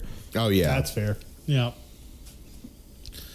But the duct tape that's holding it also make it homage to the sweater. Now I have a machine gun, ho ho ho somewhere. Oh, no, that'd be cool. Yeah. Oh God, we may have to make this a reality, folks. I mean, let's just say we know some folks. Oh yeah, we know a lot of folks. I love that trashy bit of, like, the whole tattoo where it's like your skin's cut away and there's like a thing underneath it. Oh yeah, it's the beast, man. Got to unleash the beast. Got it. I'm just flashing back to, I think it's my sister's graduation from high school, and I'd see like all these people in the stadium with like their redneck tattoos. It's like bonus points if they had like, it was like a bingo card. If they had the Monster Energy drink logo, if they had a rebel flag, if they had the Brownings symbol, Bingo if they have all three. or That sounds the like- Our Browning. Alabama A. It sounds like the sort of people that used to fight in the woods behind your school, John. Unironically, yes. Yeah. Or granted, if they just had those while they were in school. So many people had the Monster Energy drink logo. Good Lord. We weren't allowed to have tattoos in the school I went to. We also weren't allowed to have hair that went below our ears or Which our is collar. fucking stupid. But you know what you could? You could grow your pubes as long as you wanted. They didn't check there. Well, because they were assuming that no one else should be looking at them, you We sinner. take our lives, but you will never take our pubic hair. It's like that's how they rebelled. Yeah, I'll keep my hair short, but you'll never tame this bush. Never get my ball fro, bro. What's funny is you find the people that just recently graduated from there, the guys, and 9 out of 10 of them, they're the first 2 years they're going to have long hair. He's like, no, I had to cut my hair all the time. I'm growing it out. Like, hell, I did it. I had long hair. My hair was down to my shoulders for a long time. And it sucked, and I hated it. Like, it was so irritating. So there's enough buzz. I'm so angry that Manscaped didn't bite, because this would have been the perfect segue. I know. like when we put this post up, we need to tag them in it again. Like, talked about Manscaped for free. We'd love to talk about you for money. We're talking about your ball shavers. Yeah, because like right now we're just gonna shit talk Manscaped. Like, you guys suck unless you want to pay us. We got blue ball by Manscaped. Don't do that. That's not going to help. What are they gonna do? Not pay us harder? Well, I don't think it's going to help. You're gonna like bully them into giving us money? Why not? That's how America works. God damn I it! mean, you're not wrong. Or maybe, Not wrong. or maybe we just act like we already have the sponsorship and just be, oh, we must have given it to them. It's like, we don't ask for permission, you just go ahead and do it. Which is always works out with no ill side effects. Actually, I do know a couple people that got the Manscaped razors. They say it works really well. Really? Yeah. Yeah, they're on the the 4.0 now. I This is think, the I don't fourth know. iteration. They sell this shit at Target now. Yeah, no. Then what the hell are we hawking it for if fucking Joe Blow can get it? I mean, that's why I stopped ordering Harry's razors, because Target started carrying them. I was like, what's the point of getting the mail to my house when I just go across the street? And also, like, how many razors do you actually need a month? I mean, I really don't, because I'm lazy with my shaving, and I usually just use an electric one anyway. I dropped the pin. So, oh no, not the pin drop. Oh, God. Oh, we heard the pin. Don't put your hand on that electrical box again. What are you talking about? It's fire! Oh God, it happened. Oh no. God, that was Yeah, that sucked. Like, God. My arm was numb for a day. roll I tide. remember seeing, I normally sit where Pat sits, which is like, he's behind monitors right now, and I just see a flash like behind the monitors. I was like, whoa! For like half a second, I thought he was dead. For half a second, I thought I was dead. But what if it would have given you superpowers? I mean, that would have been cool. You know who else got superpowers? In this week's book release from Image Comics, John Leguizamo in Phenom X. God damn it! This was supposed to be my birthday episode. No, I'm kidding. No, we're not going to talk. I'm just like, hey, December 2nd, we're going to talk about John Leguizamo, the pest in this comic book, which is not good. The comic book is bad. The comic book is just a straight fucking ripoff of Suicide Squad. Like, the lead character is clearly modeled after Leguizamo, but he's not called John Leguizamo. I'm calling him non-Leguizamo. Yeah. And Non-Leguizamo. he's arrested for a crime he didn't commit because his crooked cop brother threw him in there for something. Yeah. And then in order to get out to see his kids, he's recruited into a government program by a stocky black woman in a suit. Sounds real fucking familiar, right? So yeah, it's not great. James and Bond. I will pass these books out to you fellers, and we will talk about it week after next, because next week is Cannon's birthday, where we'll be watching Beep. Yeah, because since you're here now, Pat, I decided I'll let you in on the bit. Okay. Since now I haven't told everyone the movie. However, Jonathan guessed it. I gave Jonathan one guess. And I just, like, literally just like Hail Mary haymaker. And I was just like, oh, okay. Oh, well, guess what? So, since we thought you weren't going to be on the show, I was going to say it on the show. Yeah. But every time I mentioned it, we were just going to beep it out. Okay.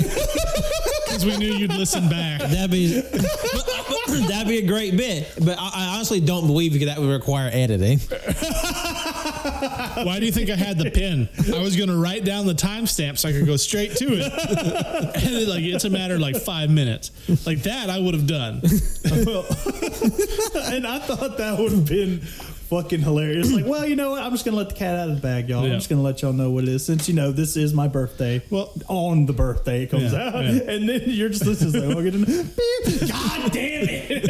Well, maybe you should give me and Pat a guess each, just to see. yeah. All right, you want to do that? Honestly, I would love it if you still beeped it even after I'm on. The listeners will be, God. Those two guys are gonna be real pissed off. Two angry Leonard It's Skinner like- fans. I don't know what they're watching. watching for this fuckface's birthday now. Shit. It's like Frank and one other person we possibly know. We were also going to do, like thinking about doing a Rob's review, but instead of Rob doing it, have it be Cannon pretending to be Frank doing Rob's review. Wow. That is really heady, bro.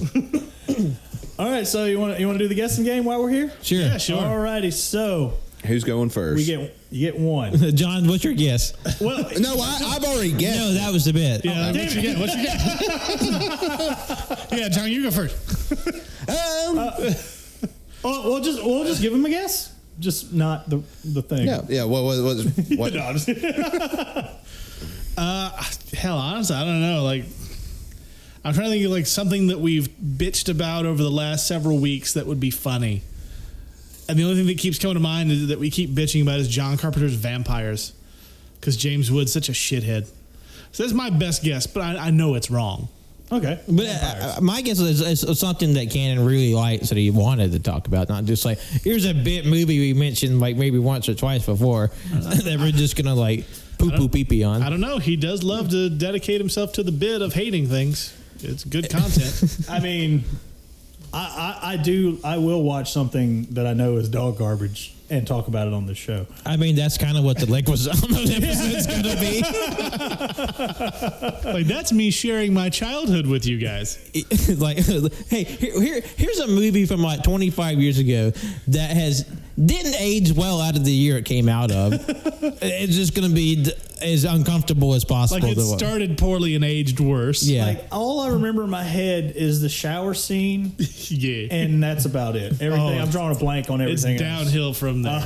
And that's the very beginning of the movie, if I remember Yeah. correctly. Yeah. And the ending of the movie. It bookends. Oh, wow. it. Oh, it's cinematic Spoiler symmetry. shit. No. The bookends. Pat, what's your guess? Oh, my guess. Let's see. I was gonna guess either. No, you get one. I'm gonna say what my like. Okay. What I like. I had like two in my head. Of Okay, that's fine. What it could have been. It was gonna be either the Rocketeer or I actually gonna think Hell or High Water. Ooh, okay. But fake y'all. Real guess is the Blank Man. The blank man. I might have to make my birthday next year. We might be watching Blank Man. Fucking love that movie. Well, Y'all are wrong.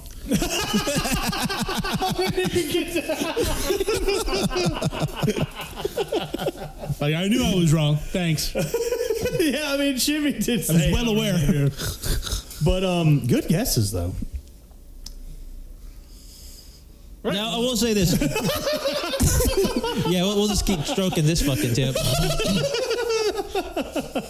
I will tell you, it's fine.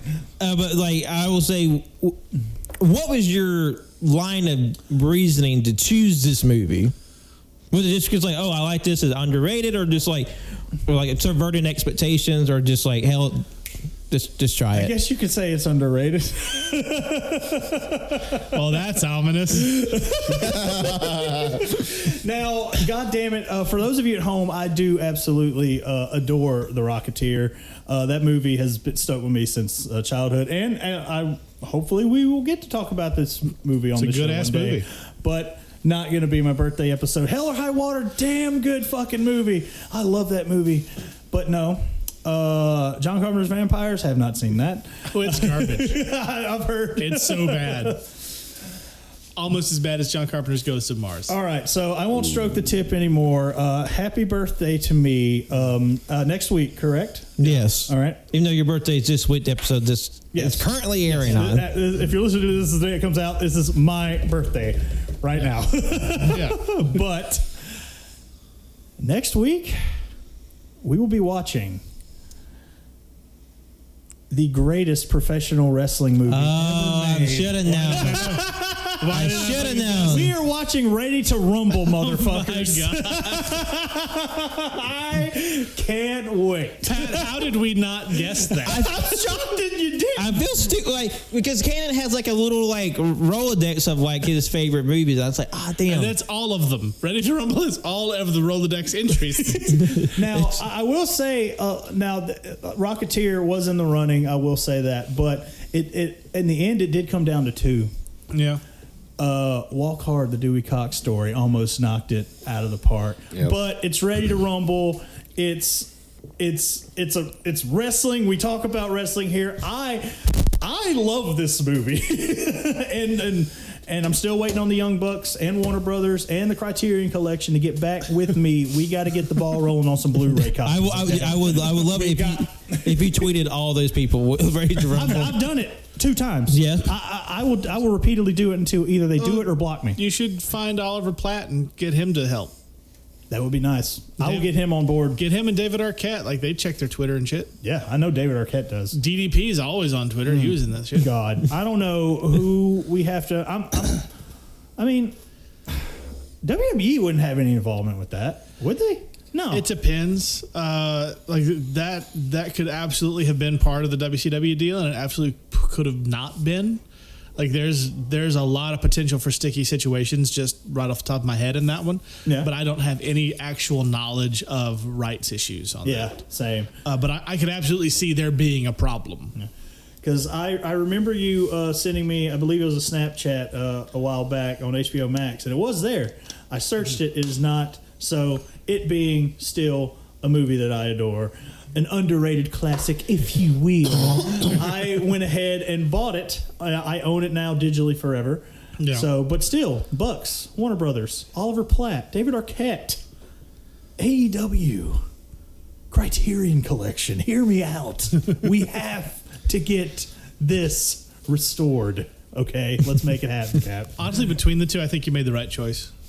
I think so too. Because like I unabashedly love Walk Hard, the Dewey Cox story. Yeah, same. It's great. But I think that unless we get into like the history of the music itself, which would be a very niche sort of discussion on an already niche podcast. Like I think that would end up being a lot like our infamous Raising Arizona episode, where we just say, hey, you remember this song? It was really good. Yeah, it sure was really good. It was really good. All right, well, what about this song? It was really good. I enjoyed this part. It was funny. Because if I know anything about Dewey Cox, you talk about the songs in that movie. No, I feel like if we did a Dewey Cox podcast, it would be just me quoting that movie the entire podcast. Now, actually, you know what could be fun? If we wanted to do like something of a mega episode, which would probably still end up being about like an hour long recording, but it would take longer for us to prepare. We could do like a musical biography movie sort of episode where we watch like Ray and Walk the Line and like just Get On Up. Favorite music biopics. Yeah, and then we end it with Walk Hard because it sends them up so well. Like, we could do a whole big, like, mega episode on it. That would be fun. Bohemian Rhapsody. Yeah. Straight Outta Compton. And then I could finally get people to watch the Get On Up movie with me because that was in theaters once, and we were all in a group. I think that was before you started hanging out with us, Cannon. And we were all standing around after a Marvel movie and said, oh, Get On Up. That should be good. It's got that Chadwick Boseman fella in it, and he's excellent in 42. I want to come back and watch that. And then everyone laughed because they thought I had told a funny joke. And I did not tell a funny joke. I wanted to watch that movie with my friends in the theaters, and no one else cared.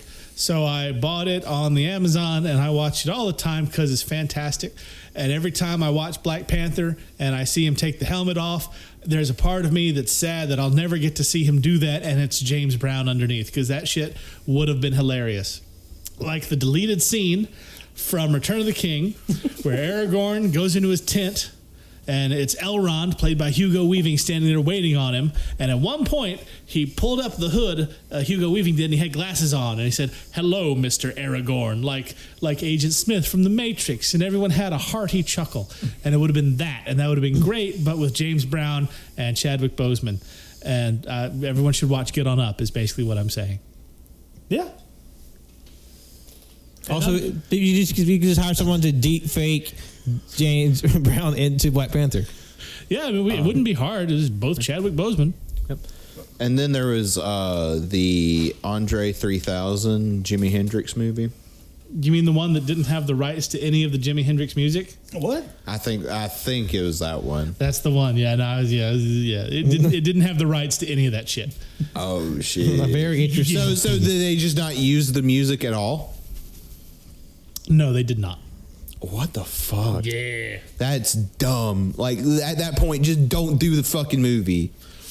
but yeah, no, like that. I think that might be a fun like special episode where we all watch a couple of the music things and end it with Dewey Cox.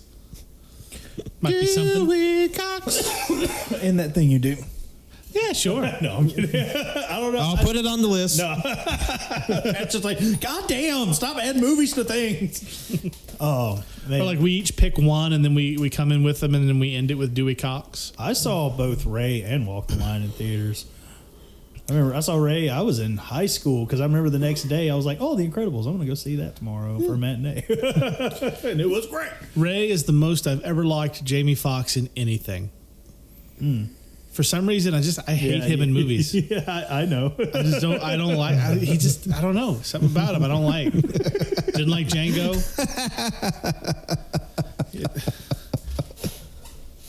Django. No, What?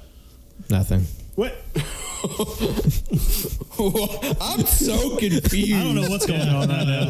Well, that wasn't what I was laughing at. What were you laughing at? I was laughing at Jimmy, just like, oh, okay, here's the X thing I don't like. You know what? I'm sorry that I don't like certain actors and things. What about Collateral? You know, he was fine in that. Was that the one with him and Gerard Butler? No, That was Tom Cruise. What was the one with him and Gerard Butler? Law-abiding citizen. Yeah, that one. Okay. Where he was an asshole in that one. Was he the cop or was he the bad guy? Gerard Butler was Gerard Butler was the guy that was in prison, and Jamie Foxx was the shithead lawyer. Technically, the protagonist. Even though most people who watch that movie are like, no, Gerard Butler was right. Which he wasn't. He was extreme, but he was probably more on the right side than Jamie Foxx was. But Collateral is better in that movie. I would agree. I don't know if I know what Collateral is. I vaguely remember both of Like those. the trailer, I remember the trailer getting my ass as a kid because my uncle took me to see this movie, and it's like Tom Cruise's character. He like hires this taxi driver. He's like, "Hey, I'll give you like a wad of cash if you just take me to a few spots." The first spot he takes him, he's just sitting there waiting, and all of a sudden, fucking body drops on his car. Right? He goes, "Oh my god." Oh my god. And he walks down, he goes, "Oh my god, he's dead." He goes, "Yeah, lucky guess." He goes, it's like, "What, you killed him?" He goes, "No, I didn't kill him. Bullets in the fall killed him." And I'm just like, what? Yeah, It's basically Tom Cruise is an assassin, and he hires Jamie Foxx, who's a cab driver, and he goes around the city taking motherfuckers out. It might be one of my favorite Tom Cruise performances. And I believe it's Michael Mann. Yeah, it was. Oh, yeah. Like, he wasn't Tom Cruise at all. He was just really good creepy. Yeah. And it's not that I don't hate Jamie Foxx. I just don't find him believable in most of the roles that I've seen him in. Every role just feels like he's Jamie Foxx. That's all. So I don't That's much me care with for Terrence it. Howard. Terrence Howard will always be Terrence Howard in everything Terrence Howard's ever Terrence Howard in. I'm just saying. I never thought I would hear Terrence Howard as a verb. Verb. He shouldn't have turned it into one by being Terrence Howard. Although, however, my best version of Terrence Howard is the Four Brothers Terrence Howard. Yeah. No, that's fair. That's the one with Mark Wahlberg? Yeah. I love Four Brothers. Mark Wahlberg, who's known for that one time he beat a poor Asian American man so badly that he lost sight in one eye. Yeah, that guy. Then he had it expunged from his record. It also has other people. Also, Andre 3000 mentioned earlier. Oh. That one So kid fresh and so from clean. Tyrese Gibson's also in it, and that other kid who was in the Tron sequel. I don't know his name. The kid that was in the Tron sequel? Yeah, he was like the star of the Tron sequel. Legacy, whatever. I don't remember. I try not to think of that movie. I love the soundtrack, but it's Daft Punk. How could you not? But yeah, really good revenge flick if you're into those things. And it's about four adopted brothers whose mom gets killed in what seems to be just a gang thing, but it turns out to go a little deeper than that. So yeah, I also liked Payback with Mel Gibson. That was a good revenge movie. Was that before or after his redemption arc? That was long before people thought he was a super duper shithead. Famous anti-Semite Mel Gibson? Yes, famous anti-Semite. And all-around shithead Mel Gibson. Yeah.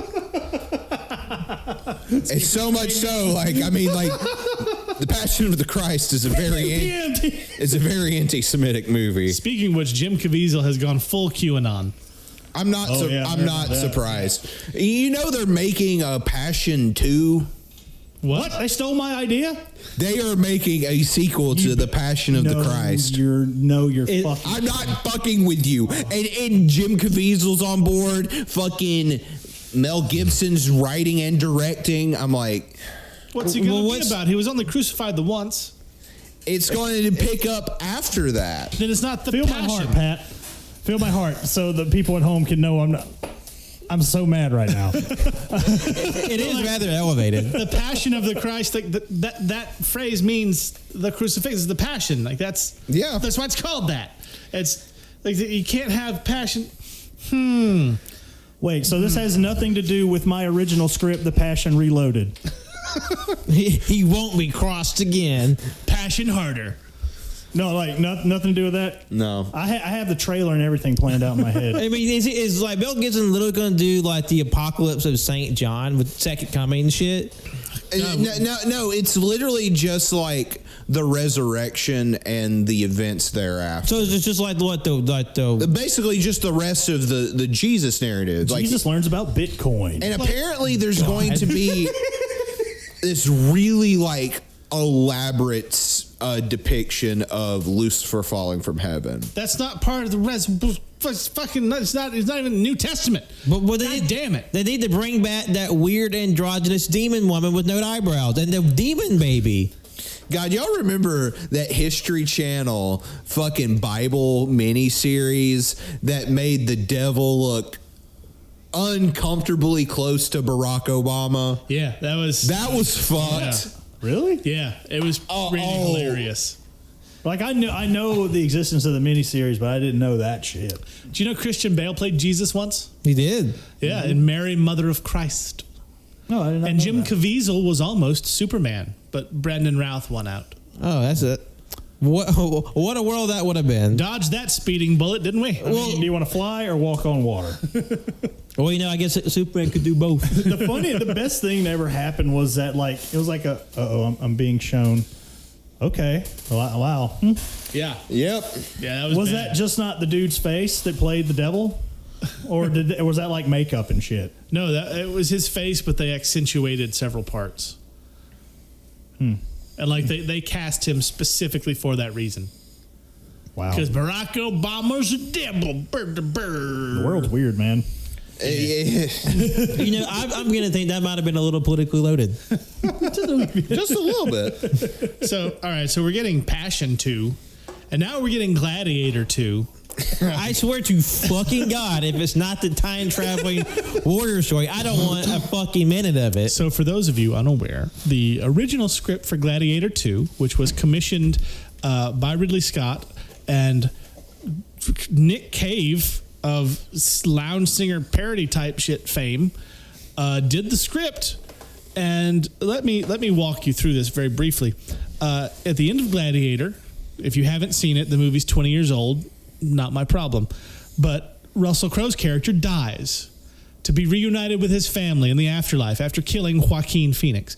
Now, in the beginning of Gladiator 2 in the script, what happens is he wakes up and he can't find his family because the Roman gods are like, yo, Maximus, we got a problem. This other god, Hephaestus, and if you just thought to yourself, wait a minute, Justin, Hephaestus is from Greek mythology. You're right. This other god, Hephaestus, has done some bullshit, and we need you to stop him because even though we're gods and you're just a dude who's dead, you're Maximus. So, hot two, chop, chop. And so in order to reunite with his family, he has to track down Hephaestus. And some of this involves time traveling through battles throughout history. So we get scenes of Civil War Maximus. We get World War I Maximus, World War II Maximus, Vietnam Maximus, and then modern day in the Pentagon Maximus. And that's the script that they did for Gladiator 2. You know, I changed my mind. I want this movie to happen. That sounds that's going to be way more interesting than whatever bullshit they come up I'm with. kind of on board now. I'm not going to lie. It sounds fucking butt the fuck wild. And like interesting choice of villain. I mean, usually when they have like the Greek and Roman gods, it's like Hades or like Pluto, but like Hephaestus, the blacksmith. Also, there was no mention of this being from a different pantheon. He was just there. You know what? I love a little thing called artistic license. Was when you can just do whatever the fuck you want, for no regard for anything. So what if they just take that script and have that be Passion 2? Fuck it. Jesus gets taken in by the Roman gods to fight the Greek god. Hey, he goes to heaven but gets a little lost along the way. God fight. It's just and the thing is the Passion 2 has been in like production hell since like 2016. Really? hell. I totally meant that, by the way. That's good. Fucking. Why does everybody in Hollywood got to be a shithead? It's almost as if, the business was built on the backs of exploited labor and, keeping down people and crushing dreams and stuff like that. Oh, it's terrible. By the way, the new trailer for Spider-Man 3 comes out tomorrow. As of this recording. Yeah. It will be already out by the time it drops. Oh, really? Now, speaking of dreams being crushed, Andy Garfield was very candid about how his faith in Hollywood and big budget cinema was utterly crushed after his time on The Amazing Spider-Man. Yeah, no, I can't blame him. That was bad. Did you hear about there's a guy who has like a podcast and they're talking about like Marvel leaks and shit. And this guy got sent 4 screenshots that he looked at and goes, "Oh, these are clearly fake." And I'm not going to describe them. I don't want to spoil shit for anybody. But he's like, "These are clearly fake." So he takes 2 of them, puts them on his Twitter with a watermark to his show. 11 minutes go by. A buddy of his calls says, "Hey man, you want to take those down? They are real." He goes, "Oh God." And so he takes him down. But by then it's too late. 11 minutes is an eternity on the internet, right? Yeah. And so they're circulating everywhere. 20 minutes after that, he gets a call from Sony. "Where the fuck did you get those?" He's like, "I got nothing." And he didn't tell him because he got the source. He doesn't have to tell him. Yeah. But they were like super duper real. And they had his watermark all over him. And he's like, "I didn't know. I'm sorry. I thought they were fake." And like, yeah, we figured that. Because what idiot would get these like leaked screenshots and put his name across them? But yeah, it was funny. Oh, wow. But some cool shit. It's apparently like between Spider-Man, No Way Home and Eternals and like some other upcoming Marvel stuff movies, like there's just been leaks out the ass. Oh yeah. Like whoever's in charge of the secrets, it's just like they're fired 10 times over, and Kevin Feige has like someone on the rooftops with a red dot trained on them. Yeah, I've luckily avoided as much as that is humanly possible. I don't even think I want to watch the 3rd trailer. I'm definitely not. No, I'm not doing it. Nope. No, not at this point. Not happening. I mean, the like second one, I am just okay. My whistle has been wet for a minute now. I'm good to go. Like, and so it's weird. As hardcore as I went for a full year since we watched it a day late, the pay-per-view of avoiding spoilers. Like, I am so deep into the spoiler world for these Marvel movies. Like, I want to see everything, and so like, there's some cool shit. Yeah. I'm sure. I also just want to wait and see it in the cinema. I feel like they're just going to show the whole movie in the 3rd trailer. Yeah. I mean, they might.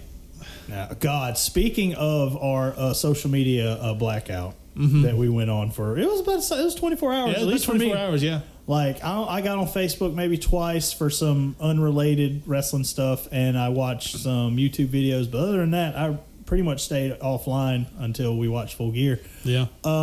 Before I turned off all my notifications, I tweeted a picture of myself wearing the Tommy End shirt and saying, like, my undershirt for the wedding is better than yours. And then I tagged Malachi Black because that's his gear. That's his stuff. That's his brand. And so I turn off all my shit, go to the wedding, blah, blah, blah. We watch Full Gear, blah, blah, blah. I turn on my notifications. And then I look at my Twitter notifications, and I look down, and I'm just like, wait, what? Is this real? Fucking actual Malachi Black liked my fucking tweet. Nice. Hell yeah. That's cool. Like, okay. I feel like if he was in WWE, he wouldn't have done that shit. I love AEW. Yeah. So good. Love wrestling. Love wrestling. So good. Full Gear was fucking pretty solid. It was great. The Full Gear was a lot of fun. I feel like I would be more hyped if I wasn't fighting sleep for half of that. We were all very tired. Yeah. Also, the crowd there seemed very tired, even from the very starting bells of the starting matches. The crowd was not great. Yeah. I mean, like, obviously, they're cheering, but like they didn't go like big until like toward the end of the show when it was Punk versus Eddie Kingston. Yeah, they quite literally saved all their energy for those. They're just like, hold on, we have to conserve ourselves. Which, I mean, to be fair, I understand, because like with us going dark for spoilers and shit, if it weren't for the Hangman Omega match, I wouldn't have done it. Like, it's like Punk Eddie. Yeah, it was a great match. Who won? Oh, Punk did. Okay, cool. I'll watch it and enjoy it. But then like Hangman Omega, like, no, fuck you. Yeah. You stay the fuck quiet. Yeah, because that's like probably the storyline I'm most invested in. It's practically 2 years running. Yeah. And like, what fucking brainworm people I was seeing, like they're saying like it's too early for Hangman to win the belt, or like people like either they're like so WWE brain that they either want Hangman to drop his belt like immediately to Daniel Bryan, or they feel like they have to drag this shit out for like 2 more years. People are stupid. Yeah. I'm just like it's like sometimes the most obvious and direct answer to a storyline is the best one. Oh, this again, it breaks my heart. But I'm gonna have to have somebody. I may have to confirm this later, but somebody shared something on online, and again, you can take all this shit with a grain of salt. But the man's history on bad takes aside, apparently Booker T, from what I read, wasn't a fan of the title change at Full Gear. Has Booker T had any relevant take on wrestling? I haven't been able to hear Booker T for years because his head's so far up his own ass. No, his head's so far up Vince McMahon's ass. I'm going to see if the man ruined your career, but you're Bully Ray also said it was too early because Bully Ray is known as the bastion of good booking, which consists of all right. So this guy's popular, right? So I beat the shit out of him, and then I go do somebody else. Like, thanks, Bully. I'm sure he had no hand in like Ring of Honor circling the journey. Yeah, no, what a fucking, they're both fucking assholes. All right, apparently this is a direct quote from Booker T. Full Gear straight up delivered even with those undercard matches, and then chuckles, says Hangman winning the title was a bad idea. He still lacks star power. Tony Khan needs to have Bryan Danielson take the title from Hangman as soon as possible. I mean, this might just be the WWE poison in me, but I have a non-insignificant fear that they'll make Hangman drop the belt because Bryan Danielson is like the shiny new toy in the box. I mean, I feel like they have enough goodwill not to do that, but I just can't help to feel like I think they shouldn't have put Bryan Danielson in the title contention so soon after his debut. It was probably supposed to be Mox. Yeah. Like, I wouldn't be surprised at all if it was supposed to have been Mox. I mean, if it was Mox, that would have been more believable that he lost. And like, honestly, I'm fine with Daniel Bryan. I mean, goddamn it. If it were me, I would have made it to where it was Mox and then Hangman beats him. Yeah. Like, just to prove himself, because he's already beaten Jericho, I think. Yeah. Or at least, I'm pretty sure he did at one point for something. Yeah, I remember Jericho was being champion and Hangman competing against him. Yeah, well, I'm like, after Jericho lost, I'm pretty sure Hangman beat him at some point, but like that would be the thing to do is have Hangman beat Jericho and beat Mox and beat everybody who like said he couldn't do it and that he thought he wasn't as good as. Yeah. They could also turn Bryan heel. But I mean, Bryan's got to lose at some point. Yeah. May as well have it be the Hangman. I mean, like would there be it would not diminish his star at all to lose to Hangman. No, not at all. He's Bryan Danielson, for God's sake. I mean, he literally just, it would be like, have good show partner, and then, he's back to beat the fuck out of people on dark. Yeah, because, I mean, that whole star power bullshit, you've heard the pops Hangman's been getting. Yeah. They're almost as big as Punk's pops. So, yeah, I don't think they're going to hotshot the title off of him. Yeah. I mean, that's just like an irrational fear, because I feel like it's like I'm still recovering from my abusive relationship with WWE. Yeah, I don't know where he said that. I'm trying to find like an article or something about it, but apparently there isn't. So again, take that with a grain of salt. Booker T is known for having some squiffy takes on wrestling, so that kind of sounds like something he would possibly say. Also, can we just like stop asking old wrestlers for their opinions on the new product? Because 9 times out of 10, it's going to be something stupid. It's like asking like Martin Scorsese what he thinks of Marvel movies. Well, like it's intentionally clickbait bullshit. Yeah. I'm pretty sure that nobody asked them. They said this shit on podcasts. I know Bully Ray did. I mean, like they've got their own show. So like it's the people who like Bully Ray would bring on Booker. Hey, what do you think? Because I know you agree with me. Yeah. I mean, he would just say it, but like at the same time, like why give like these old? And not to say that the new product is flawless and the old stuff isn't good. It's just kind of like there's a certain pattern to a lot of these like talking head bits. So like you kind of know like, oh, the old guy doesn't quite think the new guys are up to stuff. It's like, what's wrong with the locker room these days? They're not doing drugs and they're friends and playing video games. What happened to the locker room I knew? Yeah, I mean, could you imagine if there were podcasts 30 years ago? Could you imagine listening to Freddie Blassie and Hacksaw Jim Duggan bitching about Steve Austin? I mean, because you know they goddamn would. I mean, apparently we're about to get a uncensored Ric Flair podcast. Just digging that hole deeper. Oh, God. He's going to set the record straight. Oh, God. You know, here's the sad thing is, like, if Flair actually does do the things he keeps saying he's going to do, like, I'm going to out everybody in the business who's also terrible to distract from me. It's gotten to the point where I don't think anybody worthwhile is going to fucking believe him. Like, he could come out and say something like, yes, Scott Hall raped a woman in 1997. Like, disclaimer, I don't know if he did that. No one's heard that. Like, just example. But he could say that, and nobody would believe him. Because it's Ric Flair. It could be 100% true. Yeah. Again, I'm just making this up as an example. Scott Hall, to my knowledge, has never raped anybody. That's not the point. Just because it's Ric Flair saying it, nobody would buy it. He's a bullshitter. Yeah. Even in the best of circumstances, he's a bullshitter. He's Ric Flair. Yeah. You can't trust a thing he says. Except when he says, I'm Ric Flair. And that is about the extent of it. I mean, dirtiest player in the game, eh? Yeah, like that was not a gimmick. It was him. That was he was just him. committing crimes. Honestly, hell, I would say about 75 to 89% of the locker room in the 70s, 80s, they were just actively committing crimes. Well, I mean, Jimmy Snuka murdered a woman. Yep, that did happen. But suddenly he didn't speak English at the trial. Yeah. Yeah. It's funny, like you mentioned Scott Hall. I remember that. I forgot who put it out, but that small Scott Hall documentary, it was only like about a 20-minute thing. Mm-hmm. And he talked about the time he like shot a dude in the head. I mean, granted, I think it was like self-defense. Yeah. But, you know, still, like some guy like tried to like fuck with him, like wrestle him to the ground, saw the gun, and you're just like shot and was like, oh, well, you're dead. Shit. God. Whew. Yeah, that's some hard living. I mean, Scott Hall did have a hard life. Well, that's an interesting place to say we're coming up to another break and or the end of the show. Yeah, well, like soft shoe out on that one, folks. Just the crimes of 80s wrestling. Have no fear, we have stories for years, said Dark Side of the Ring. Basically, the big takeaway from this episode has been treat yourself well because we're all struggling with something. Mark Wahlberg, Mel Gibson, Jim Caviezel, and Ric Flair are terrible people. I stabbed a guy once, and Cannon really, really doesn't like newer Bruce Willis movies. Yeah, and that's why I don't care. And I don't care for Jamie Foxx. I think that's pretty much it.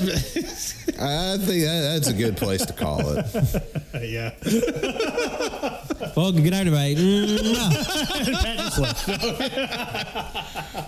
All right, so yeah. Go through the plugs real quick. Manscaped, we're going to tag you. Send us money. Like, give them the timestamp of when we actually. Yeah. I'm also going to tag that app I talked about in the beginning, Luminate. Yeah. You'll need to catch up on that, Pat. Okay. You're going to tag them, sponsor us, give us your money. It was a fun time. Yeah, that was good. And then I can't wait for half this episode to be a surprise. Oh, what's going to be great is how many times we said fatties fart too. Not as much as did you think? No, not as much. Enough. Yeah. I'm sure enough for everyone that's listening. We laid a couple landmines in the Oh, no. Should be good. Should be good. All right, John, where can the people find you? Well, they can find me on the tweeters at JONIIBOI24 and John Nunson 12 on Letterboxd. And I've been That Cannon Guy. You can find me at That Cannon Guy on Twitter, Instagram, and Letterboxd. And this is Patrick. Thank you for listening. You can follow me on Twitter, Instagram, and Letterboxd at John Lost His Name. If you listen to this the week it comes out on Monday, November 15th, you can listen to episode 238, Straight Shittin' Full Diaper Edition. Pew pew.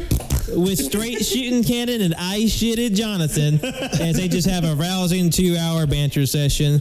And Tanner is taking a week off from the late tapes because he's a happily married man, and we're giving him 1 week off to enjoy his matrimony, and it's back to the podcast grind. Back to it, motherfucker. And that's it. Yeah. Take care of yourselves and each other. And I've been Captain Shimmy, and the statute of limitations has long passed on that time I stabbed someone. Thank you all for listening.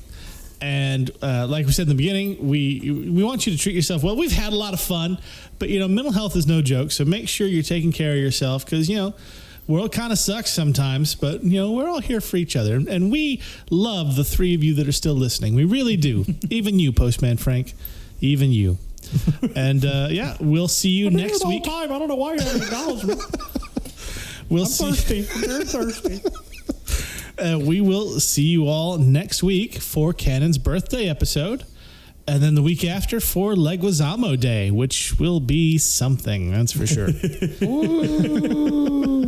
Thank you all for listening to Straight Shootin'. Pew pew. Pew pew. Bang bang. It was a bad weekend for little Justin. I called it. Pew pew, straight sheep. I don't remember where I was. Pew pew, straight sheep. I just remember crying. Pew pew, straight sheep. I called it. Pew pew, straight sheep. Uncaged banter of straight sheep. Pew pew, straight sheep. I called it. Pew pew, straight sheep. I just remember crying. Pew pew, straight sheep. I called it. Straight sheep with cannon.